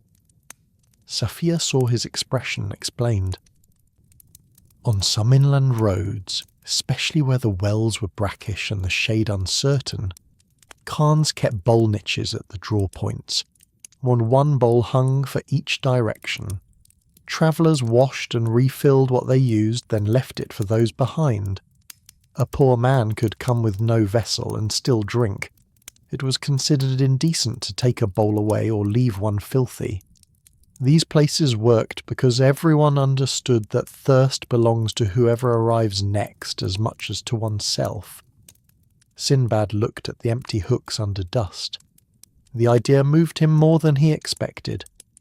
That night, while the wind rasped and softened and rose again around the Khan, he lay awake on his mat thinking of bowls. A voyage with no fixed destination, he realized, depended in ways no chart could show upon places prepared for those who did not know exactly when they would arrive.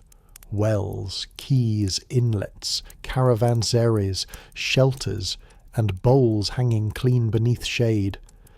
In the morning the air cleared pale and fresh, the wind spent of its irritation. The Khan stood revealed more fully in the gentler light. One side wall sound enough, courtyard drifted but not ruined, well house leaning, tower cracked but upright, a fig tree somehow surviving beyond the rear wall, its leaves silvered with dust. Safia walked the perimeter with Misk and Bilal, one of Ruqayya's assistants, who it turned out knew more of well work than pottery, and returned with her decision. We lose half a day if we move on now, she said to the gathered company. We gain perhaps many future easier days if we spend it here. The well still has depth. The shaft is dirty but sound. The road branch is not dead enough to ignore. Those willing to work will work. Just those unwilling may sit in the shade and account for their unwillingness before God. No one chose the shade. So the restoration began. It was small in scale compared to city works, yet it possessed the quiet satisfaction common to all honest repairs. Dust was cleared first, because one must see truth before improving it. The courtyard was swept into windrows. The well curb was uncovered. The split trough was moved aside. Sand was drawn from the channel in baskets and aprons. Misk and two drovers lowered themselves part way into the shaft on a rope, and cleaned the upper stones while Bilal tested the draw frame with a mallet and a carpenter's ear. Ruqayya, discovering that the broken trough could be patched enough to serve if lined with clay from her repair bags and banded with spare packing strips, set to work with more cheer than she had shown all week. Dawood and Yakut cleaned the lamp niches and found old inscribed marks beneath the grime. Samina, sleeves tied back, washed the broken bowls and sorted the usable glaze pieces from the hopeless ones, saying that clean surfaces alone make people think better. Sinbad laboured among them with real pleasure. He had not known until that day how much he missed work that made no claim beyond immediate usefulness. He hauled sand, brushed stone, reset 2 loose curb blocks with Bilal, and helped Misk cut a beam from a fallen awning post into shorter braces. By noon the well house had changed expression entirely. Not repaired, not finished, but awake. Most moving to Sinbad were the hooks. There had once been 6 bowl niches, 3 for those coming from the south road, 3 for those from the west. Only 2 hooks remained intact. The others had rusted or torn loose.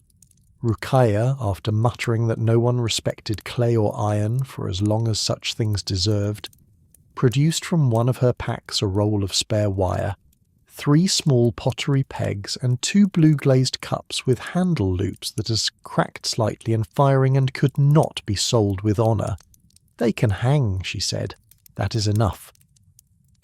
Safia cleaned the remaining hooks and had new loops tied with waxed cord until proper iron could one day replace them. By mid-afternoon, 4 bowls hung again beneath the shade lip.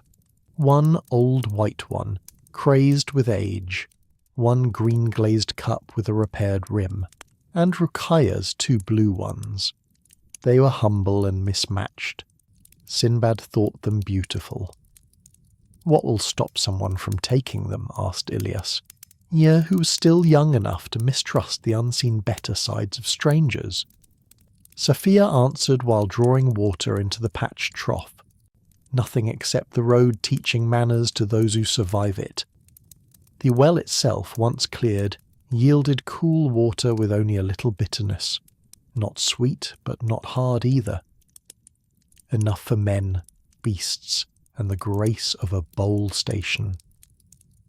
They filled the trough. They washed the bowls. They swept the inner court once more. Yakut, using charcoal on a plaster patch by the gate, wrote in careful hand, "Water, shade, and bowls restored in the season of dust by travellers who wished the road kindness." Sinbad stood reading that sentence longer than the others did. Before they left, Safia set one of Sinbad's little honey jars in a niche by the well and laughed at his expression. "For the Khan keeper?" he asked. "For whoever arrives tired and needs convincing the world has not entirely hardened." They moved on in the late afternoon, the camels refreshed, the bowls hanging behind them under their little stripe of renewed shade. As the caravan wound away, Sinbad turned once in the saddle and saw the Khan receding pale against the land, no longer abandoned in feeling though still weathered in stone. He understood then that the road had given him a destination after all, though not one marked on any broker's board. It had given him a place where his passing left something more than emptiness behind. The salt wells themselves lay another day and a half away. They were built around shallow brine flats and evaporation beds where the earth shone white in the sun and the workers' faces were wrapped against glare. Low sheds stored tools, baskets, and sealed salt cakes. The air tasted faintly mineral even before one licked one's lips. Date palms marked the sweet water source half a mile beyond the pans. The people there needed Ruqayyah's jars badly, and they welcomed the caravan with the earnest gratitude of those whose supplies have become more fragile than comfort allows. Trade was brisk but not hurried. Salt people, Sinbad learned, have little patience for theatrical bargaining. They know exactly what cracks, what leaks, what keeps, and what dissolves. Ruqayyah sold many of her jars there and gained in return pressed salt cakes, a packet of mineral pigment, and enough reputation to fill the rest of the road with satisfied self-importance, which Misk bore stoically. Sinbad traded linen, small mirrors and combs. Safia exchanged lamp chimneys and leather fittings for dates and fodder. Samina bought a little medicinal salt for preserving certain preparations. They stayed 2 days because one of the camels needed shoeing, and because the well there gave good water after the brine flats. At night the salt pans shone under moonlight like fallen pieces of sky. The workers lit low lamps in rows, and the reflections made the whole plain seem inhabited by stars that had chosen the earth. Sinbad walked there after supper with Safia. "You spend money at ruined khans as if the road paid dividends in virtue," she said, not disapprovingly. "It does in certain ledgers." "I know." She looked across the pale fields.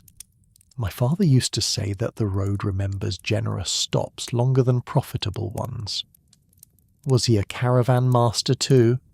"He kept wells, then roads, then both. My brothers preferred cities. I preferred stars and troughs."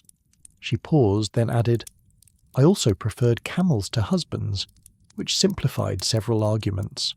Sinbad laughed softly. She glanced at him. And you? You've travelled sea and city. Why the inland roads now? He answered after a little while.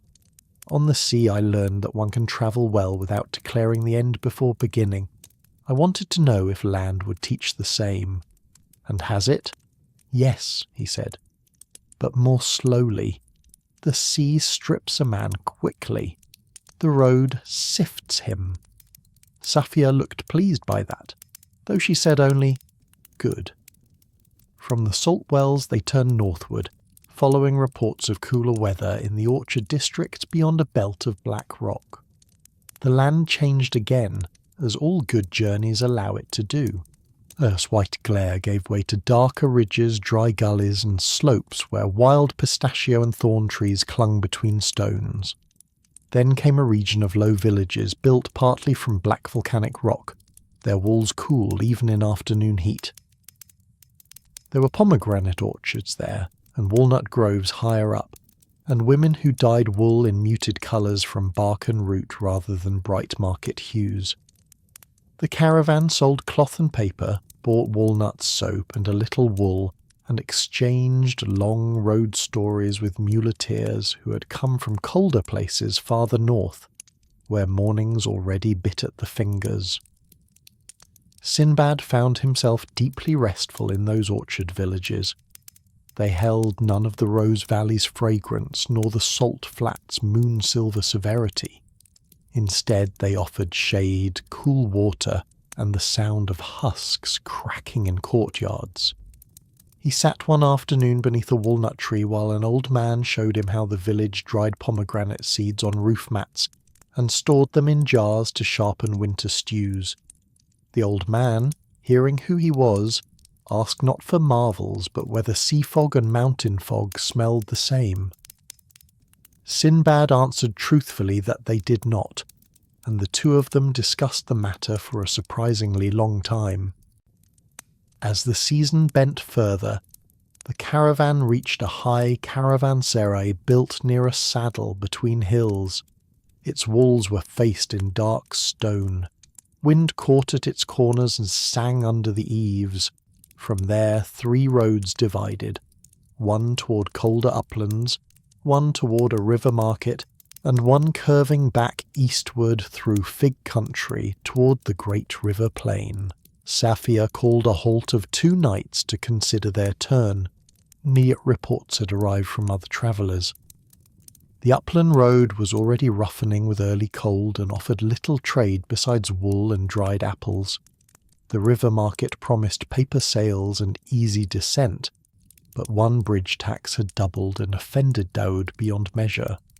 The fig country road was longer yet gentler, passing through villages where the bowls, mirrors, linen and rose goods remaining in the caravan might all find welcome. "Then we go where patience pays," said Safia. No one objected. The fig country was among the loveliest parts of the journey. The road there was not dramatic. It did not cut through prodigious gorges or climb impossible heights.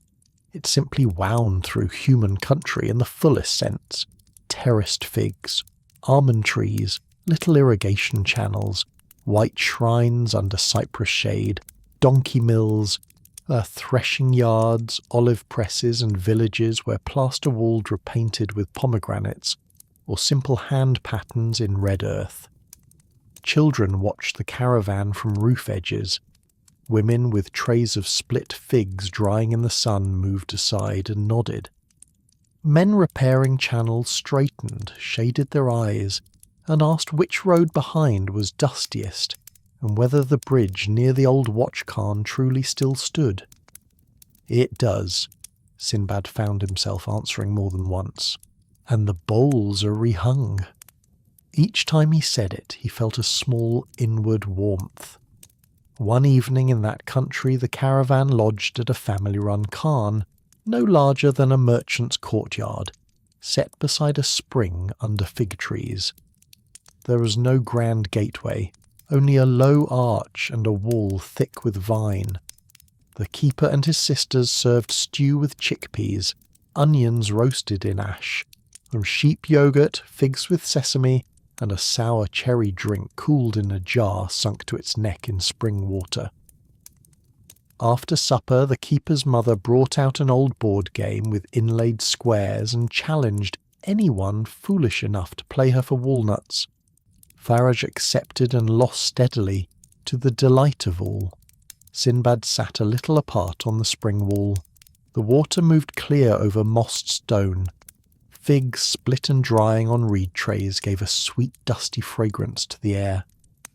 The bells of the tethered camels gave the occasional low note when one shifted weight.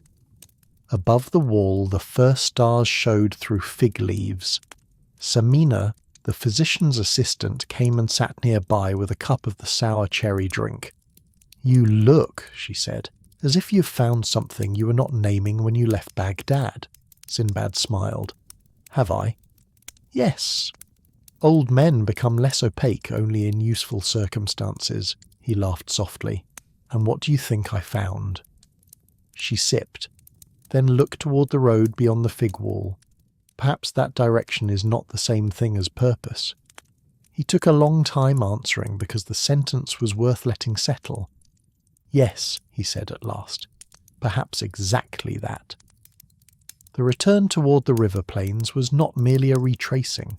It felt instead like the slow completion of a woven border. The caravan had changed. Some loads were lighter, some replaced, some transformed. Ruqayya's pottery string was much diminished, though now it carried walnuts, mineral pigment, and 2 gifts of preserved lemons from grateful Khan keepers.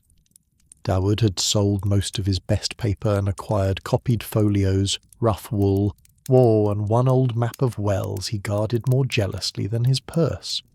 Faraj had somehow parlayed rose jam, salt cakes, and walnuts into excellent figures no one entirely understood. Misk had gained a new bell for the lead camel, and a deeper suspicion of sweets. Ilyas could now name wells not merely from instruction but from thirst, and this had made him more serious in a good way. Sinbad himself had acquired fewer grand purchases than ever in his life, and felt richer for it. He had baskets, yes, and some rosewater, a folded shawl of bark-dyed wool from the Black Rock villages, a little packet of pomegranate seeds, a knife with a carved walnut handle, some salt, and a plain water bowl of green glaze Ruqayya insisted he take from her cracked stock tray because, she said, bowlmen should own bowls. But what he had most acquired could not be packed. He had learned the hours of caravans, the pace of wells, the language of shade, the courtesy of Khans, the smell of rose stills at dawn, the white moons of salt pans, the usefulness of a rehung bowl, the inward breadth of roads that bend according to need rather than vanity. Toward the end of the journey they passed once more near the ruined Khan. This time Sophia chose the branch deliberately. They found, to the astonishment and satisfaction of all, that the courtyard had been used. The bowls were still there, though one of Ruqayya's blue ones had been replaced with a plain clay cup. The honey jar was gone. In its place stood a small bag of dates and a folded strip of cloth tied with green thread. The trough held water. The channel remained clear. Someone had swept the inner court after them. Yakut's charcoal message had faded, but beneath it another hand had written, "Blessing on those who restored shade." No one spoke for a moment. Then Ruqayya sniffed and said, "Well, at least they knew enough to replace the cup." Sophia laughed in the back of her throat, a sound rare enough that even the camels seemed to approve it. They stayed there through the heat of the afternoon, not because they had to, but because it felt right to inhabit once more what they had mended. Misk inspected the drawer frame and tightened one rope. Bilal smoothed the trough patch with fresh clay. Dawood rewrote the wall message more legibly. Samina washed the bowls. Sinbad sat in the shade and watched 2 poor travellers arrive from the west, dusty and footsore. and drink from the Rahung cups as if the simplest mercies were still miracles. Perhaps they were. When the travellers learned who had restored the place, they offered a small packet of dried mint and 6 apricot kernels in thanks. Safia accepted the mint and returned half the kernels, saying the road teaches division properly. That evening, as the caravan moved on, the sun set behind them and turned the dust gold. The Khan receded into the broad land, no longer lonely in the same way. Sinbad understood with unusual clarity that journeys without fixed destinations often discover their deepest meaning not in where they finally halt, but in what they leave passable for those who follow. By the time the river plain widened ahead, and the air grew heavier with water and cultivation, the journey had ripened into a kind of inward stillness. The road bells no longer sounded foreign to him. He could tell by them the spacing of the string, the mood of the beasts, the softness of the ground. He could read the camps by scent: thyme country, salt country, orchard country, fig country. He had learned that inland routes are shaped less by horizons than by intervals: well to shade, shade to wall, wall to cistern, cistern to gate, gate to market, market to the next human kindness. The sea had taught him openness. The road had taught him sequence. When at last the great river country received them, and the first broad irrigation works shone in late sun, Sinbad felt no triumph and no reluctance. He felt completion of a tender sort. Safia's caravan would go on, of course. Some strings would continue south, some would turn east, some merchants would break away to their own districts. Others would join. Roads are never the same body for very long. At the final major khan before Baghdad, where caravans paused to wash, reckon, sort taxes, and decide what face to show the city, the partings began. Ruqayya embraced her assistants with impatience and affection, and pressed on Sinbad a second bowl, this one plain and white, saying every pair of bowls argues less than one alone. Dawood promised to send him a copy of the well map once it had been mended. Faraj invited him, with grave ceremony and doubtful practicality, to visit the date groves in the cool season, when sweetness and accounting were both at their height. Ilyas asked if the sea stars truly move differently from desert stars, and was answered at such length that night by Sinbad that both of them lost track of time. Luckily, Samina gave him a little linen packet of rosemary and salt, for remembering dry places without being melancholy, and Safia, when the loads were being redivided in the dawn before the last approach to Baghdad, came to stand beside him while the camels were saddled. "Well?" she asked. "Well, what?" "Did the land answer you?"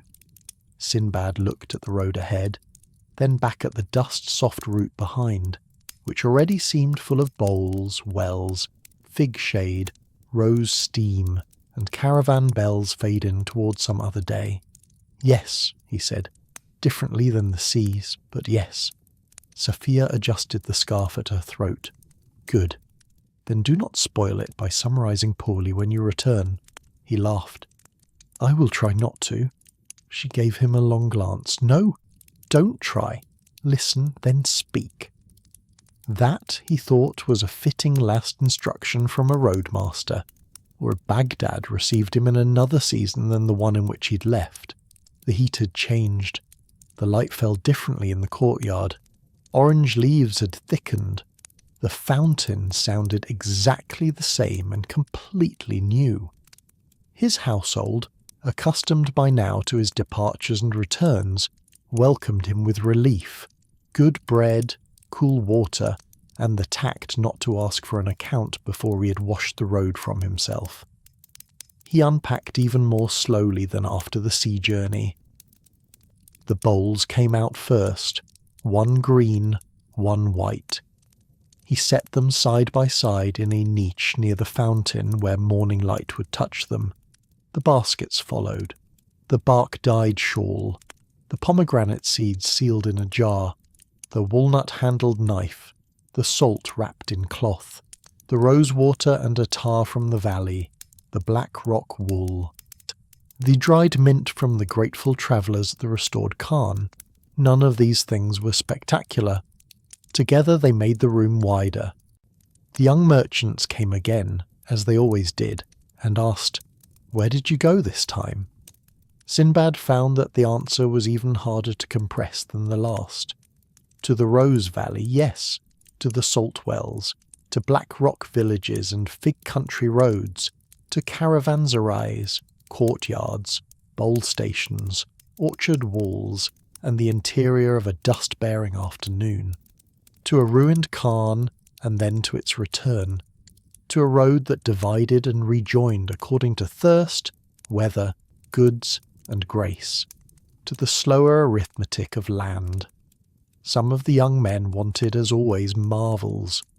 He gave them a few. Moonlight on salt fields, dawn among roses, the sound of dust moving over broken blue stars painted on a Khan wall, a courtyard of figs where the spring water made silver through moss, the first time he heard a poor traveller lift a rehung bowl and drink. Yet the marvels of this tale were less suited to astonishment than to reflection. "What was the purpose of the journey?" asked one bright-faced apprentice who smelled strongly of ink and clove. "To travel without forcing the road to lie," said Sinbad. The apprentice blinked. Another asked, "What was the greatest profit?"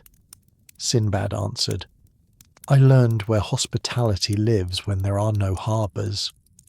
That puzzled them more. Only one quiet listener, an older bookseller who had come late and sat by the wall without interrupting, nodded as if he understood. In the evenings after that, when Baghdad softened into lamplight, and the bells of caravans entered faintly from beyond the gate, Sinbad no longer felt merely summoned outward. He felt accompanied. The roads had entered him.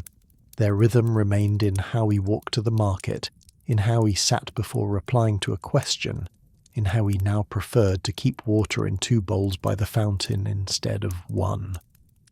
Sometimes he would wash them both carefully and refill them himself, then stand a while watching the water settle. There were days when visitors asked whether he meant to return to the sea yet again. There were other days when they asked if he would take ship or road should he depart next. He answered neither question quickly, for the road had taught him that direction is not the same as purpose. It had taught him, too, that a journey without a fixed destination need not be formless. Form can arise from wells, from need, from weather accepted properly. Thus went from goods that fit more than one market, from the restoring of a place others may use, from the decision to follow shade instead of pride. The sea had widened him. The road had distributed that widening into smaller, steadier channels. Sometimes, late at night, he would sit by the fountain holding the green bowl Ruqayya had insisted upon, and think of the restored Khan. He would imagine dust again on the wall, the blue stars half hidden, the bowls rehung, a tired stranger arriving from the west with a dry throat and a mind made small by heat. Then he would imagine the stranger finding shade, water, a swept court, and a message left by hands unknown. The thought gave him a peace deeper than any profitable ledger. He began not long after to send quiet gifts to certain inland keepers, a packet of lamp wicks to the fig country Khan, a roll of cord to the restored bowl station by way of a passing caravan, paper to the Rose Valley School, a little box of fine needles to Ruqayya. Not enough to advertise charity, enough to remain in relation. This too was part of the journey, for if the sea had once taught him the grandeur of open distance, the inland roads taught him continuance. One well kept, one bowl rehung, one path remembered, one packet sent with a passing string, because the road is a body made of many small mutualities. That year, when the cool season came and camel bells sounded more often in the evening, because the roads were good and the air kinder to beasts, Sinbad would sometimes rise from his cushion and go stand under the gate arch just to listen. He did not always long to go. Sometimes it was enough to know that others were travelling well under stars, between wells, with bowls waiting at the proper places. Sometimes that knowledge itself widened the night, and if one asks now what Sinbad found on that second gentle wandering, the truest answer is this. He found that the world inland is no less vast than the world of coasts, only measured differently. He found that roads do not ask a man to surrender to horizons, but to intervals. He found that wells govern pride more justly than ambition does.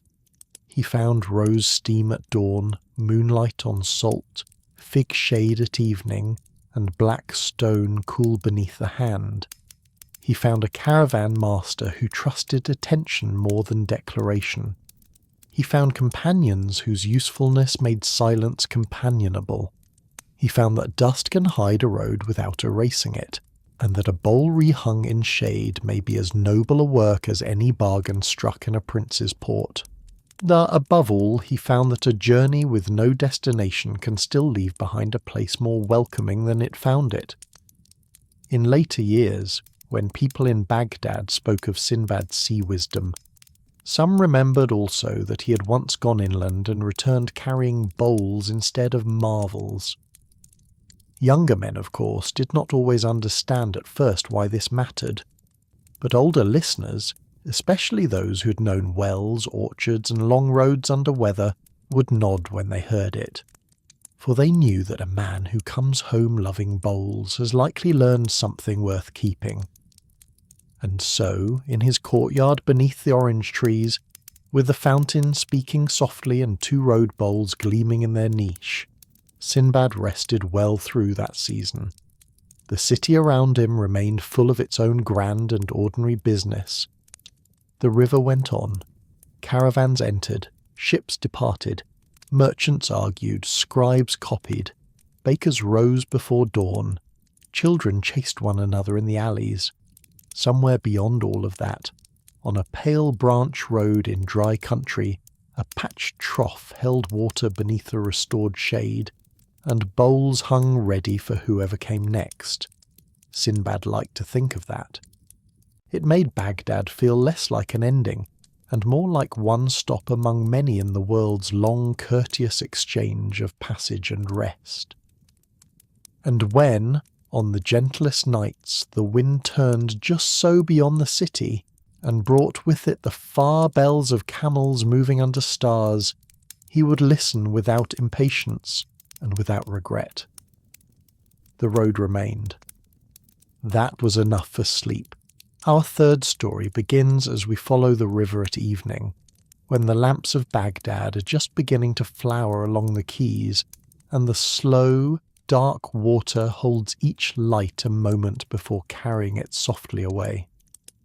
By the time Sinbad came to this journey, his beard had whitened more fully at the chin, his steps had grown measured rather than quick, and his fame, which once amused him and later wearied him, had settled around him like an old robe, serviceable, familiar, and rarely worth remarking upon unless others insisted. He had gone to sea in one season of his life, and to the inland roads in another, and from each he had returned not with less longing, but with a different understanding of it. He no longer mistook longing for hunger alone. In youth he had longed for marvels, for gain, for astonishment, and for the sharp shining proof that he had not been born merely to sit beneath one roof and hear the same street vendors pass the same wall each week. In later years he had longed for spaciousness, for proportion, for the loosening of whatever in the soul becomes cramped by possessions, expectations, and even comfort when these gather too densely. The sea had taught him that readiness is often wiser than certainty. The road had taught him that direction is not the same thing as purpose. Yet even after those gentler journeys, another desire remained within him, quieter still and more difficult to name. He discovered its shape in the evenings. Baghdad in the warm months belongs as much to twilight as to day. The heat withdraws by degrees from plaster and brick. The cries of the market grow less edged and more human. Caged birds are covered. Water sellers make their final rounds. Perfume drifts from inner courtyards where people have bathed and changed their garments. Bread ovens cool, lamps appear in upper windows. The city's great energy, which at noon stands upright like a man bargaining, reclines at dusk like a listener among cushions. Sinbad often walked then to the river stairs. He loved the Tigris in all its moods, though he never spoke of it as loudly as others did. It ran through Baghdad not with the sea's prodigality, nor with the road's patient intervals, but with a steadiness that seemed almost judicial. Barges moved under datewood poles, ferryboats crossed, water stairs descended from mansions, warehouses, mosques, bathhouses, and humble lanes alike. Laundry women rinsed cloth at the shallows. Scribes leaned over parapets to cool their eyes after long copying. As boys skipped broken reed floats across the surface while their mothers shouted instructions that were ignored with respect. The river smelled by turns of silt, reeds, fish, wet rope, sun on wood, and the faint sweetness of gardens set farther back from the banks. It was there, in those evenings of a lamp reflection and darkening current, that Sinbad began to notice the boats he had formerly overlooked. He did not mean the large grain barges, nor the ferries, nor the handsome merchant craft from Basra and Wasit. He meant the shallower vessels that moved almost without display along the inner bank, or vanished into side channels behind willow screens and mud brick embankments. Some were low, broad boats roofed in woven reed and lime wash. Some were long and narrow, with decks no wider than a carpet runner. Some had little clay jars tied under their gunwales to soften knocking at the landings. Most moved quietly. Their cargo, when visible at all, was modest and mixed. Baskets of herbs, paper wrapped in waxed cloth, small jars, cut reeds, lamp oil, duck eggs in straw, indigo cakes, willow withes, folded linen, salt fish, dye roots, bundles of rush matting, and once, to Sinbad's delight, an entire load of glazed bowls the colour of midnight sky. These were rivercraft not for long glamorous distance, but for the branching country. Canals, backwaters, orchard islands, marsh villages, paper mills, water-wheel towns, ferry points, garden estates, flood stations, and all the places where the river ceases to be a single road and becomes a family of roads speaking to one another through silt and current. Sinbad realised, with a kind of surprised embarrassment, that he'd travelled so much and yet had given too little reverence to this form of movement. He had crossed seas and deserts, and yet there existed just beyond Baghdad's walls a whole gentle republic of waterborne travel whose language he barely knew. For several evenings he returned to the steps and watched those quiet boats. One would come at dusk from upstream, its prow painted green, and tie briefly at a spice merchant's landing to offload baskets of mint, dill, and broad-leafed herbs still cool from water channels. Another would depart at dawn with paper, lamp wicks, and ink cakes under a reed awning. A third, lower in the water than the others, carried only clay and went down river with 2 men poling and a boy asleep on the bow under a mat. They were not dramatic vessels. That was part of their appeal. They seemed to belong to a world of continuance rather than announcement. On the 4th evening of his attention, he saw an old woman step from one such boat as neatly as a cat stepping from a wall.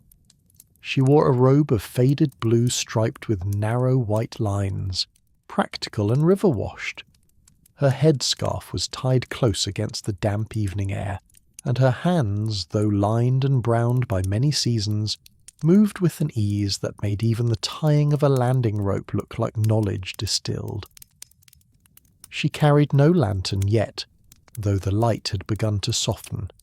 At her belt hung a bronze whistle, a little corded knife, and a ring of brass tags no larger than date stones. She spoke briefly to the boatman, checked the mooring post by pressing it with one foot, and then, instead of going inland, she stood a moment looking at the river as if listening to a sentence only partly spoken.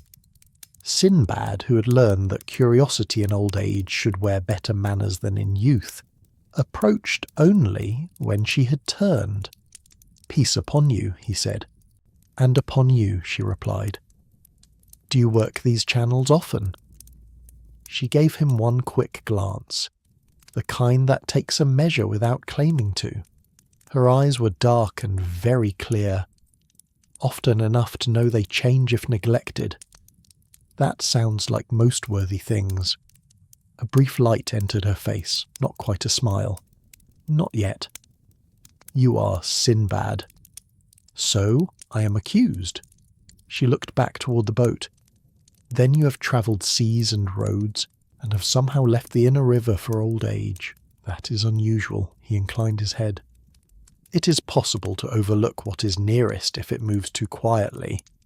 "True," she said, "though rivers dislike being called quiet when they are merely polite." He laughed softly, and she finally smiled. Her name was Halima bint Yunus, and she was 82 years old. In younger years she had captained reed-roofed river barges carrying lamp oil, paper, glazed ware and orchard goods through the branch waters east and south of Baghdad. Later she'd become something less easily named and more useful, a keeper of channel markers, flood memories, landing posts and night lamps on the lesser riverways. Some called her Mistress of the Side Waters. Others, less ornamentally, called her Halima of the Markers. She herself preferred no title not earned by actual work that morning. "Where are you bound now?" Sinbad asked. "Up one branch, perhaps down another, depending on what the water says tomorrow." The sentence entered him at once like fresh air. "You sound," he said, "like a captain after my own recent education." Halima lifted one shoulder. "The branch waters teach that destination is often a result, not an instruction." There, on the Baghdad steps, while the evening deepened and small boat lamps began to appear farther along the bank, Sinbad felt the inward stirring of yet another departure. "I would like to travel them," he said. Halima looked at him steadily. "Would you?" "Yes." "Not as a city man seeking a picturesque inconvenience?" "No." "Not as a merchant who will spend the whole way asking when the proper market begins?" "No." "Can you sleep under reed roofing with frogs expressing opinions outside?" "I have slept in worse places," said Sinbad. "That is not the same thing as answering yes," he smiled. "Yes." She considered him a few breaths longer. "Then come to the Chandler's Reach 3 mornings from now, before the sun reaches the upper warehouse dome. Bring only goods that can be welcomed in many landings. Leave behind anything that requires admiration to justify its weight. We are taking the moon on water upriver by the paper channels first, unless the flood reports persuade us otherwise." "Where will you finish?" Halima untied the rope from the post and stepped back into the boat with a movement so practiced it seemed part of the river's own grammar. "Where the branches decide to become one again," she said. Then she was gone. That night Sinbad slept lightly and dreamed of waterways dividing like threads in a carpet pattern so intricate that every path seemed both separate and part of one design. In the days before departure, he prepared with the quiet pleasure that had now become dearer to him than the excitement of his youth. he did not assemble a grand cargo. The branch waters would not love extravagance, their landings were small, their people valued use over display, so he chose goods of modest beauty and broad welcome. Writing paper of good Baghdad make wrapped in waxcloth, ink cakes, reed pens tied in bundles, lamp wicks and lamp oil in sealed jars, fine needles and small knives, indigo cakes, plain mirrors backed with wood, combs, a few brass lamp cups, medicinal gums, preserved lemons, rose water in little bottles, saffron in 2 careful jars, lengths of white and striped linen, thread, and several packets of herb seed from northern gardens that might interest orchard households with experimental minds. He also packed gifts not intended for trade, a box of dried apricots, honey in small clay-sealed jars, a folded strip of fine cotton for wrapping ledgers, 2 glazed water cups for sharing tea, and with a smile at himself the green bowl Ruqayya had made him keep. A man who had come to value bowls should travel with at least one. The Chandler's Reach lay downriver from the main commercial quays, where smaller workshops and lesser-known traffic gathered. There were oil sheds there, rope coils, tar pots, reed stack yards, basket makers, and low boat houses that smelled of waterlogged wood, bitumen, fish scales, and sun-on-mud brick. The craft moored there were not impressive from a palace balcony. They were better than impressive.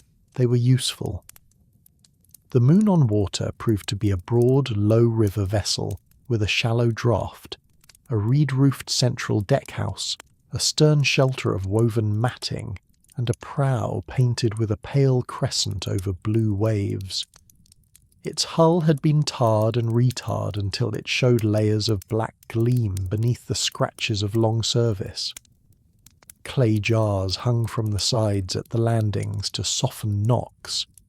The deck smelled of rush matting, bitumen, old cedar, and the faint herbal ghost of many past cargoes. Halima stood on deck beside a cargo board, and 3 men who, by the look of them, knew her habits and did not interfere with them. One was middle-aged, square-shouldered and river-browned, with a trimmed beard and a manner of moving that suggested he had spent most of his life keeping boats from behaving foolishly. This was Rashid, the polar and acting boatmaster whenever Halima chose not to argue with the title. Another was a narrow-faced copyist and paper merchant named Imran, who guarded wrapped bundles of blank paper as if they were sleeping birds. The third was a young woman called Dunya, perhaps 19, who handled jars, ropes and mooring lines, with a quiet competence that pleased Sinbad instantly. There was also a cook, Aunt Zara, so old that no one could say whether she was nearer 70 or 90, only that she had fed river crews for longer than most warehouses had been standing and distrusted all metal lids that did not sit absolutely flat. "You came," said Halima. I said yes. That's not the same thing. So I've been told before. Good. Then you're educable. She inspected his cargo not for value but for manners. Paper, yes. Oil, yes. Needles, good. Rosewater in small bottles, wise. Too much saffron becomes vanity on branch water, but 2 jars may still pass as intelligence. Linen, yes. Mirrors only if they are not so polished that everyone wishes to see them before buying them. They are not. Excellent. The Moon on Water left Baghdad under a veil of pearly morning light, while the city was still gathering itself from sleep. They moved first along the broader river, sharing water with barges, ferries, fishermen, bathhouse supply boats, and the large, awkward grain craft that required so much river room one had to admire them from a distance. Then, by mid-morning, Halima gave a short instruction. Rashid shifted the steering oar, and the vessel entered a side channel hidden behind willow islands and low reed beds. the world changed almost at once. The city sounds softened behind them. The broad river's busy voice fell away. In its place came narrower water, slower and more intimate, bordered by reeds, poplar lines, mud embankments, orchard walls, and occasionally the pale backs of water buffalo, standing hip-deep and meditative in the shallows. Small kingfishers flashed blue and were gone. White egrets lifted from the sedges.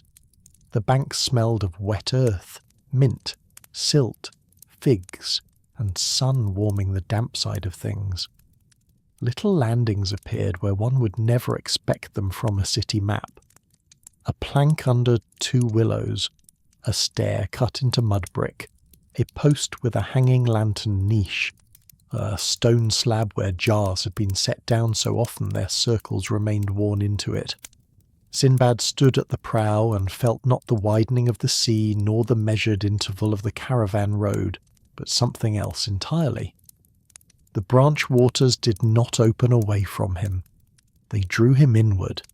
They invited attention to nearness, to the bank, the reeds, the small shifts of current, the marks on mooring posts, the smell of upstream blossoms before one saw the orchard, the call of frogs under afternoon heat, the way light changed under overhanging willows. "Do not admire too broadly," Halima said, coming to stand near him. "Branch water punishes men who look only at reflections." He nodded. "What should I look at first?" She pointed with her chin. "That marker." Ahead, half hidden by reeds, stood a slender post painted in 3 bands. White, blue, white, with a little copper disc tied near the top. "What does it mean?" he asked. "Safe middle on high water, left side soft, right side rooted." She glanced at him. "All branch waters have such language. Most city men call it simple. Then they ground themselves on a willow root." The journey's first days moved through a country of paper and reeds. There were villages where blank sheets hung to dry on lines under shade cloths, and the whole air smelled faintly of pulp, river water, and sun-warmed starch. There were mills turned by side channels no broader than a courtyard stream, their wheels speaking in steady wooden syllables. There were reed cutters poling narrow craft stacked high with green stems. There were women beating fibre in troughs and men laying finished paper in pressed bundles under smooth stones. And Imran found his trade there, of course. He discussed grain, thickness, absorbency, and the virtue of Baghdad sizing with an earnestness that made Sinbad remember, fondly, how all crafts become poetry in the mouths of those who truly serve them. At one paper village they tied up beneath a fig tree whose roots had split the landing stones so gracefully that no one had ever repaired them. Halima exchanged lamp oil and linen for finished paper, reed fibre cords, and news of water levels farther upstream. Sinbad traded writing reeds, needles, and a little saffron to the schoolmaster's household, where the children were learning both copywork and arithmetic under a mulberry awning. In return he accepted not much of market value, but a packet of pomegranate molasses and 2 folded sheets burnished so smooth that Yakut, had he been there, would have sighed with covetous delight. They stayed that night tied to the school landing, because the next branch was better entered at dawn. Branch water nights differ from sea nights as enclosed courtyards differ from open terraces. The sounds are close, layered, and domestic even in wild places. Frogs pulse in the reeds, fish tap the hull. Water laps at mooring jars. Somewhere in the dark an ox shifts its weight in a riverside pen. An oar knocks once against a post.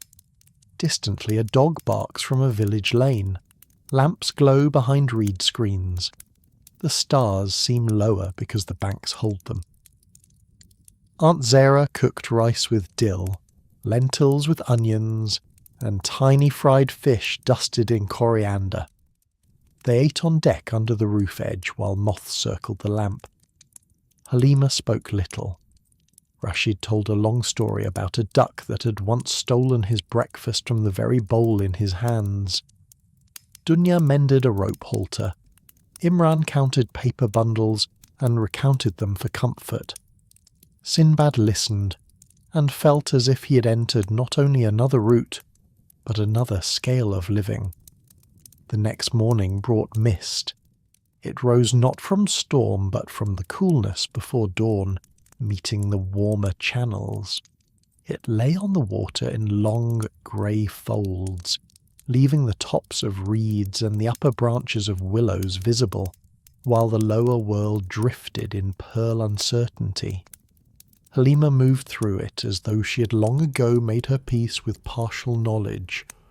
She stood at the prow with a sounding pole and read the water by eddies, reeds, and the occasional glimpse of marker paint through whiteness. "Is it dangerous?" Sinbad asked quietly. "Only to those who insist on seeing too much at once," she replied. They rang no bell, for branch water bells belong not to the boat but to the landings. Instead, Dunya tapped a little wooden clapper against the prow post at intervals when the mist thickened. In answer, from somewhere unseen ahead, came 2 soft knocks from a landing pole. Then farther on another. It was the gentlest conversation between water and shore that Sinbad had ever heard. "What is that?" he asked. "Night and fog markers," said Halima. "The old line of the paper channels kept listening posts. Most have gone lazy, some still remember." The phrase pleased him. Some still remember. Later that day, when the mist had lifted and the sun spread over the channels in clear silver, they came to a district of orchard islands. These were low islands made by the splitting and rejoining of the river into channels so old no one could say which were carved first by water and which by men persuading water. Pomegranate trees grew there, and quince, and little pears, and rows of herbs protected by woven reed screens. The houses stood on raised platforms of mud brick and willow lattice against the flood season. Small bridges crossed the narrower cuts. Water wheels turned lazily. Ducks moved through reflections like tidy calligraphic marks. At the largest island landing, women were washing pomegranate skins for dye, and talking across the water to a neighbouring island as though the channel were merely a lane. The moon on water tied up there to deliver paper, oil, needles and 1 brass lamp cup that the landing keeper had ordered half a year earlier by way of 3 intermediaries and still expected to receive. She did receive it, wrapped in wool, and pronounced it worth the delay. Here Sinbad felt time lose the edges it usually wears in cities. The island people measured the day by shade, wheel turns, ferry crossings, bird calls, the opening and closing of sluices, and the hour when the mud ovens gave up their heat enough for figs to be set inside. Nobody seemed rushed, though everyone was employed. Children carried baskets, men trimmed channels, women spread quince slices on reed trays. An old gardener sat on the bridge wall and shaved willow bark into a basin for medicine, pausing only to watch the boat unload. Sinbad bought 3 small jars of quince preserve, though he did not need them, and exchanged rosewater for a basket of white pears so fragrant that the whole deck smelled cooler once they were aboard. They stayed on the island 2 days because Halima wished to visit a former marker keeper in a house up a side channel. Sinbad went with her by skiff in the evening. The old keeper, whose name was Yusuf the marker scribe, was 90 if he was a day, and so thin that his robe seemed to hang on memory rather than flesh. Yet his mind was sharp enough to shame many younger traders. His house stood beside a landing half hidden by reeds, and its walls were lined not with books exactly, but with marker tablets, little painted boards showing depths, flood years, bank failures, reed shifts, and landing changes over decades. "You finally bring me someone who's crossed too many things," he said to Halima when Sinbad bowed. "This one listens sometimes," Halima replied. "Then he may sit." They drank mint tea while dusk gathered over the channel. Yusuf showed them an old floodboard with the height of 4 great inundations notched into it. He showed them drawings of landing posts no longer standing, the old codes for left bank mud, right bank snags and night-safe bends, and a map of branch waters so full of curves and little notes that Sinbad felt at once humbled and enchanted. "People speak of roads as if only dust can hold memory," Yusuf said, "but water keeps its own archives. One must just know how to read what moves." Sinbad carried that sentence for the rest of the journey. The mild trouble of this river voyage came, as troubles often do in older age, not in the shape of terror, but in the shape of inconvenience whose consequences matter because others depend on it. A few days beyond the Orchard Islands, after delivering paper to a small madrasa and oil to a water-wheel town where potters fired under willow smoke. They turned into a branch Halima had expected to use as the gentlest route toward the floodplain gardens farther east. She found it half-silted, not closed, not impossible, simply neglected. Reed had thickened at the mouth. One of the marker posts had rotted and fallen sideways into the bank. A landing lamp niche stood empty where once a night guide fire had been kept. The first bend beyond it carried a whispering shallow over pale mud, and farther in, a flood channel that should have drawn overflow away lay blocked by willow roots and old debris. "We can still pass," Rashid said after sounding. "Yes," said Halima, "and we may ground the first loaded boat that follows us in darkness if we do nothing." So they tied up at the nearest serviceable bank and began to inspect. The branch, Halima explained to Sinbad, had once been part of the night reed route, used by smaller cargo craft moving under moon or early dawn to avoid heavier daytime traffic in the broader channels. Safe passage had depended on 3 things: a clean side cut to draw excess silt away, a marker line painted correctly at the dangerous bend, and a lantern niche at the second landing where late boats could take direction in low water or fog. Without those, the branch became a guessing game, and guesswork on soft river margins is rarely merciful. "Do people still use it?" Sinbad asked. Less than they should," Halima said, "which is how useful routes grow old before their time." The landing nearest them belonged to no village exactly. It served a scatter of garden plots, a reed-cutting camp in season, and a little flood house built on a platform under tamarisk trees. The flood house, when they walked to it, proved weathered but sound. It had a plastered room, a raised storage alcove, a roof ladder, and in the wall facing the branch, an old square niche blackened by smoke from the lamp that no longer hung there. Sinbad touched the edge of the niche. The plaster felt cool despite the day's heat. "This reminds me," he said, "of a Khan wall in dust country." Halima glanced at him. Good. Then perhaps the lesson took. So the river gave him another place to help restore. This work differed from the Khan's. There was less dust, or more mud, less wall, more water, less need of troughs and bowls, more need of channels, poles, and lamp glass. Yet the spirit of it was similar, to make a path passable again not for one's own use only, but for whoever would follow without knowing whose hands had prepared the way. They began with the side cut. Rashid and Dunya took poles and shallow baskets to clear weed, silt, and lodged branches from the overflow mouth. Imran, unexpectedly competent with the shovel for a man so devoted to paper, joined them once his bundles were safely under shade. Aunt Zara boiled tea, and then, discovering that everyone remained too occupied to drink it at once, came herself with a spoon and clay bowl to scrape reed roots from the landing edge, while muttering about the laziness of absent river keepers.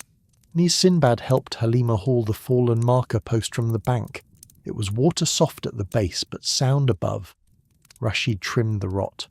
Dunya burned a fresh depth line into its side. Halima repainted the bands, white, blue, white, while Sinbad held the pot steady. "What do the colours mean here?" he asked. "Middle true, left taking silt, right root shelf." She looked at the paint drying in strips. Simple things save boats. The lamp niche required more patience. No lamp remained. The hook was rusted through. The little shelf below, where the wick jar and flint had once stood, was cracked.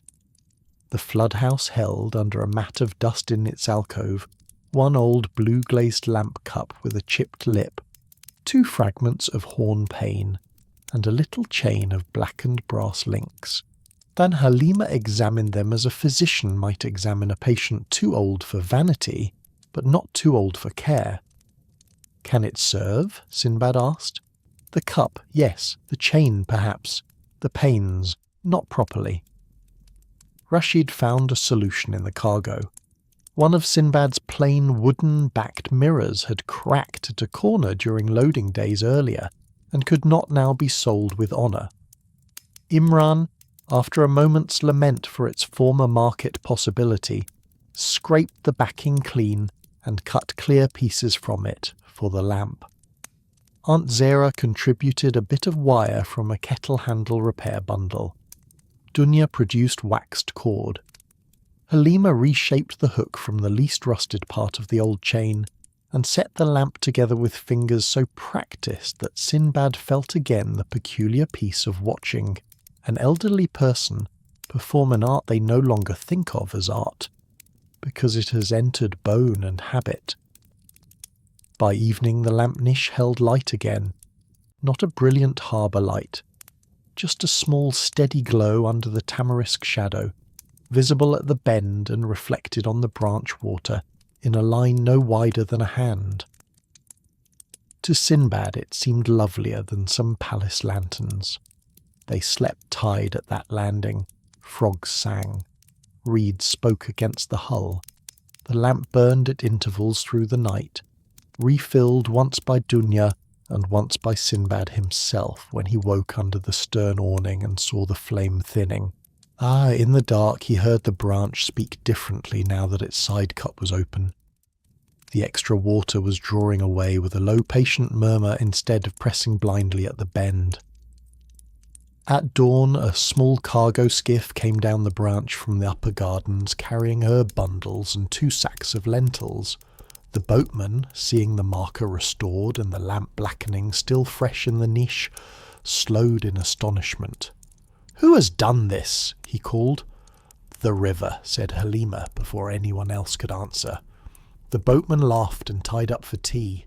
His astonishment was a kind of blessing.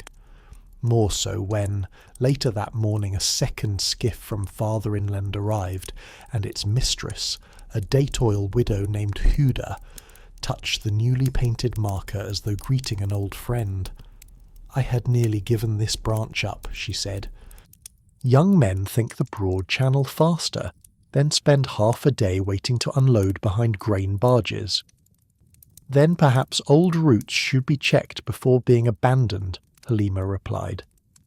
Huda, in thanks, sent them a basket of cucumbers cooled in wet cloth, 2 bottles of date vinegar, and a loaf of flatbread brushed with sesame. She also said there were 3 more landing niches farther east in doubtful condition, and would Halima, when time allowed, look at the second because the shelf there was falling out of the plaster. Thus one repaired niche became a road of further attentions. For 6 days more the journey moved through those inner branch waters. They visited flood gardens where melons grew on raised beds. They stopped at a village of fishermen who wove eel traps from willow and lived half the year by lantern light under low roofs. They bought duck eggs. They sold paper to a judge who kept records in a room so damp that Imran nearly wept at the misuse of ordinary stock, and then made twice the usual profit supplying better sheets. They passed under a ruined bridge whose central arch still held, and whose shadow kept the water astonishingly cool.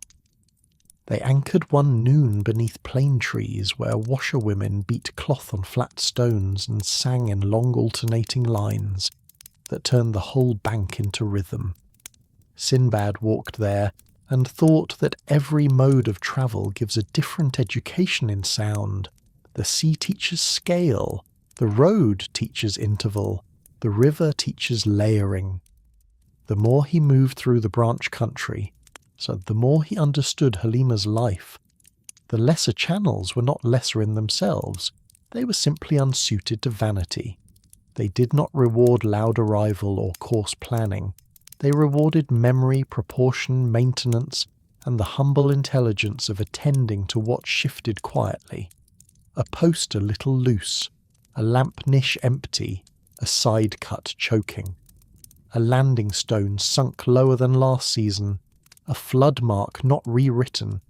Such things did not announce themselves as disasters, yet they shaped whole patterns of passage for those who depended on the water.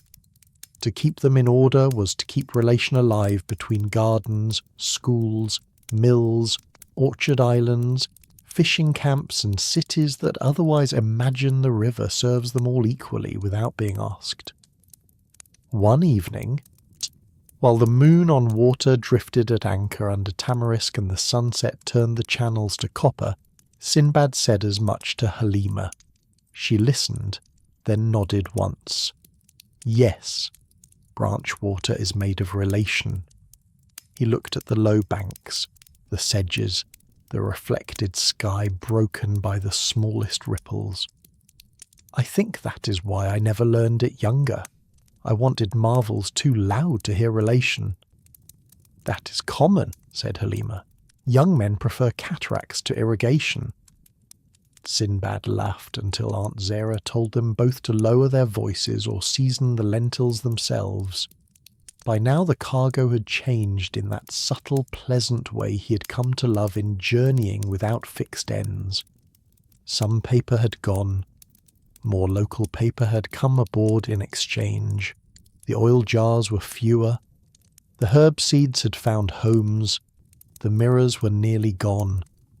In their place were reed mats, date vinegar, willow baskets, pomegranate molasses, jars of green plum preserve, 2 packets of marsh mint, a stack of excellent local paper, dyed twine, blue eggshell glaze pigment, fish hooks from the eel village, and 1 little carved duck whistle bought by Dunya for no reason anyone could discover. The hold smelled now of river goods rather than city ones. Damp fibre, wax cloth, vinegar, reeds, herbs, clay, and fruit syrups. This pleased Sinbad profoundly. He had ceased judging a voyage by how well it preserved its initial intentions. Better, often, if the world altered them kindly. At last, the branches began their slow reunion. Channels that had wandered apart through gardens and reedlands came together again in broader, darker water. The current strengthened. The marker posts stood farther apart. Wee villages gave way to larger mill and grain quays. The moon on water moved with less need of sounding poles and more dependence on steering. The branch journey was nearing its completion, not because a map said so, but because the water's nature itself had changed. Before re-entering the main river toward Baghdad, Halima made one last deliberate stop at a flood house farther up than they strictly needed to go. Huda's report had been correct. The second lamp niche along the restored branch line was failing. The shelf was cracked, the hook bent, and the side path to the landing almost swallowed by mint and reed. We could leave it, Rashid said mildly. Another season would still find it standing. Yes, said Halima, and another careless season would find it gone. They spent a final day there. Sinbad found, to his own surprise, or that he wanted this labour, not merely because it was honourable, but because it felt like the right close to the journey. Sea voyages had taught him to return with a room. Road journeys had taught him to return with bowls. The river, it seemed, would send him home with lamps and channels. Together they cleared the path, mended the shelf with Balin's sort of fine plaster, though Balin himself was far away now, and rehung a lamp using one of Sinbad's own brass cups, too plain for market and therefore perfect for service. Imran wrote a neat note on waxed board and sealed it in the floodhouse alcove. Night lamp restored. Side channel clear as of the late fig season. Water faithful at middle depth. When they lit the lamp at dusk, the reflection reached farther than Sinbad expected. "It will matter," he said. "Yes," said Halima. Small lights are often accused of being small by those who have never needed them." They sat afterward at the floodhouse roof while the branch dimmed and the lamp glowed below them. Frogs called. Reeds leaned in the evening air. A boat bell sounded from farther down, not theirs, not visible yet, and then another answered. Sinbad looked across the darkening water and thought how extraordinary it is that human beings, when living wisely, do not merely pass through the world, but leave signs, shade, bowls, lamps, and notes for one another in the places where uncertainty gathers. "I think," he said quietly, "that water has taught me the gentlest lesson of all." Halima waited. "That one can belong even while moving, if one helps the currents remain kind." The old woman said nothing for a little while. Then she rested her hand briefly on the roof parapet, as if acknowledging an old friend. "Yes," she said, "that is branch wisdom." They returned to Baghdad in the late fig season. The city, after the reeds and orchard islands, felt louder than before, though not unwelcome. The main river was broad and crowded. Grain barges, ferries, passenger skiffs, bathhouse boats, reed rafts, and merchant craft all argued silently for room. Quays rang with loading, donkeys complained, scribes called from warehouse doors, children splashed at the lower steps where women shouted at them without hope. Smoke rose from cook shops. The city smelled of river mud, hot brick, lamp smoke, dye vats, and all the manifold life that no branch channel would ever attempt to replace. Yet when the moon on water tied at Chandler's Reach and the cargo was opened, mere Sinbad did not feel that he had come from some quieter, lesser world back into the real one. He felt instead that Baghdad itself had become more complete, because he now understood the subtle waterways by which it was fed. Paper did not simply appear. Herbs did not float in from nowhere. Lamps, bowls, willow baskets, vinegar, reeds, duck eggs, preserves, fibre, and all the ordinary things of city comfort arrived by means more delicate and distributed than most citizens ever considered. He took leave of Halima with real reluctance, though not the sorrowful kind.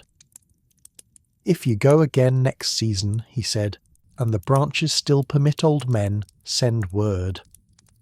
"If you stay in Baghdad," she replied, "keep water in your bowls and do not let your fountain believe itself the whole river." He promised. Back in his courtyard, beneath the orange trees and by the fountain that still spoke as faithfully as ever, Sinbad unpacked more slowly than he had after either of the previous journeys. Perhaps that was because the river had taught him to value nearness. He set the two bowls together by the fountain and added the new plain brass cup from the restored niche beside them. He laid the reed mats in a shaded passage where their river smell cooled the stone. He stored the paper in cedar chests. He hung the duck whistle in a niche where it made him smile. He placed the little packets of marsh mint and herb seed near the kitchen jars. He kept the branch maps and flood notes Halima had allowed him to copy in a basket under his writing stand. And then, because the river had altered him in one last practical way, is he had a small landing niche built into the garden wall beside the fountain basin. It was only decorative in the city sense, for no boat would ever tie there. Yet he made the mason form it exactly after the flood house pattern. A little shelf, a hook, a lime-plastered back, and room for a lamp. In the evenings he would hang there one of Rukaya's bowls, or the plain brass cup, fill it with water, or set a small lamp within it, and sometimes visitors asked why. "So that the house remembers the branches," he said. Young men came again, as they always did, and asked what sort of journey this one had been. Sinbad found that if the sea story disappointed those who wanted marvels, and the road story puzzled those who wanted conquest, this river story bewildered many of them completely. "You went where?" said one silk merchant's son. "Through the branch waters," Sinbad replied. "To what city?" "To several villages, 2 mills, orchard islands, flood houses, paper channels, and a restored lamp-line." The youth blinked. But where was the great destination? Sinbad smiled. "Sometimes the river's greatness is exactly that it refuses to become only one place." Another asked, "And what did you gain?" Sinbad answered, "Current." That did not help them much. Only the older listeners, and a few of the quiet younger ones, understood when he spoke longer. He told them of mist and knock signals from hidden landings, of paper drying under mulberry shade, of orchard women speaking across channels as though water were a street, of marker posts painted white and blue, of frogs singing beside lamps, of water buffalo in reeds, of the old marker scribe with floodboards on his walls, of the silted branch, the fallen post, the empty lamp niche, and the pleasure of seeing a skiff come safely by dawn because a small light had been restored. He told them that branch water is made of relation, and that much of the world's gentlest wealth travels by routes too quiet for the proud to notice. When they asked the purpose of such a journey, he said, "To follow a great thing into its smaller kindnesses." That answer at least satisfied one bookseller so deeply that he requested it written down. In the evenings after, Sinbad often walked again to the river stairs of Baghdad, but his attention had changed. He no longer looked only at the large vessels and the broad current. He watched the smaller boats. He noticed the tide jar under a gunwale, the reed roof patched in fresh matting, the landing marks on a pole, the herb bundles cool under cloth, the way a skiff turned into a channel no wider than a garden lane and vanished. The river, once grand, had become intimate too. This doubled his affection for it. Sometimes he sent gifts into the branches by trustworthy hands. Lamp wicks, paper, a coil of wire, a bottle of rosewater, a packet of saffron, a box of dried apricots, a new hook for a niche, a roll of cotton for wrapping ledgers. Never enough to burden, enough to continue relation. Once, a month after his return, a reed basket arrived in his courtyard containing marsh mint, green plums, 2 perfect sheets of branch paper, and a note in Imran's careful hand. Second lamp still burning. Bowls in use. Water kind this week. Sinbad read the note 3 times and kept it under a smooth stone on his writing table for many days. The deepest lesson of the river did not announce itself all at once.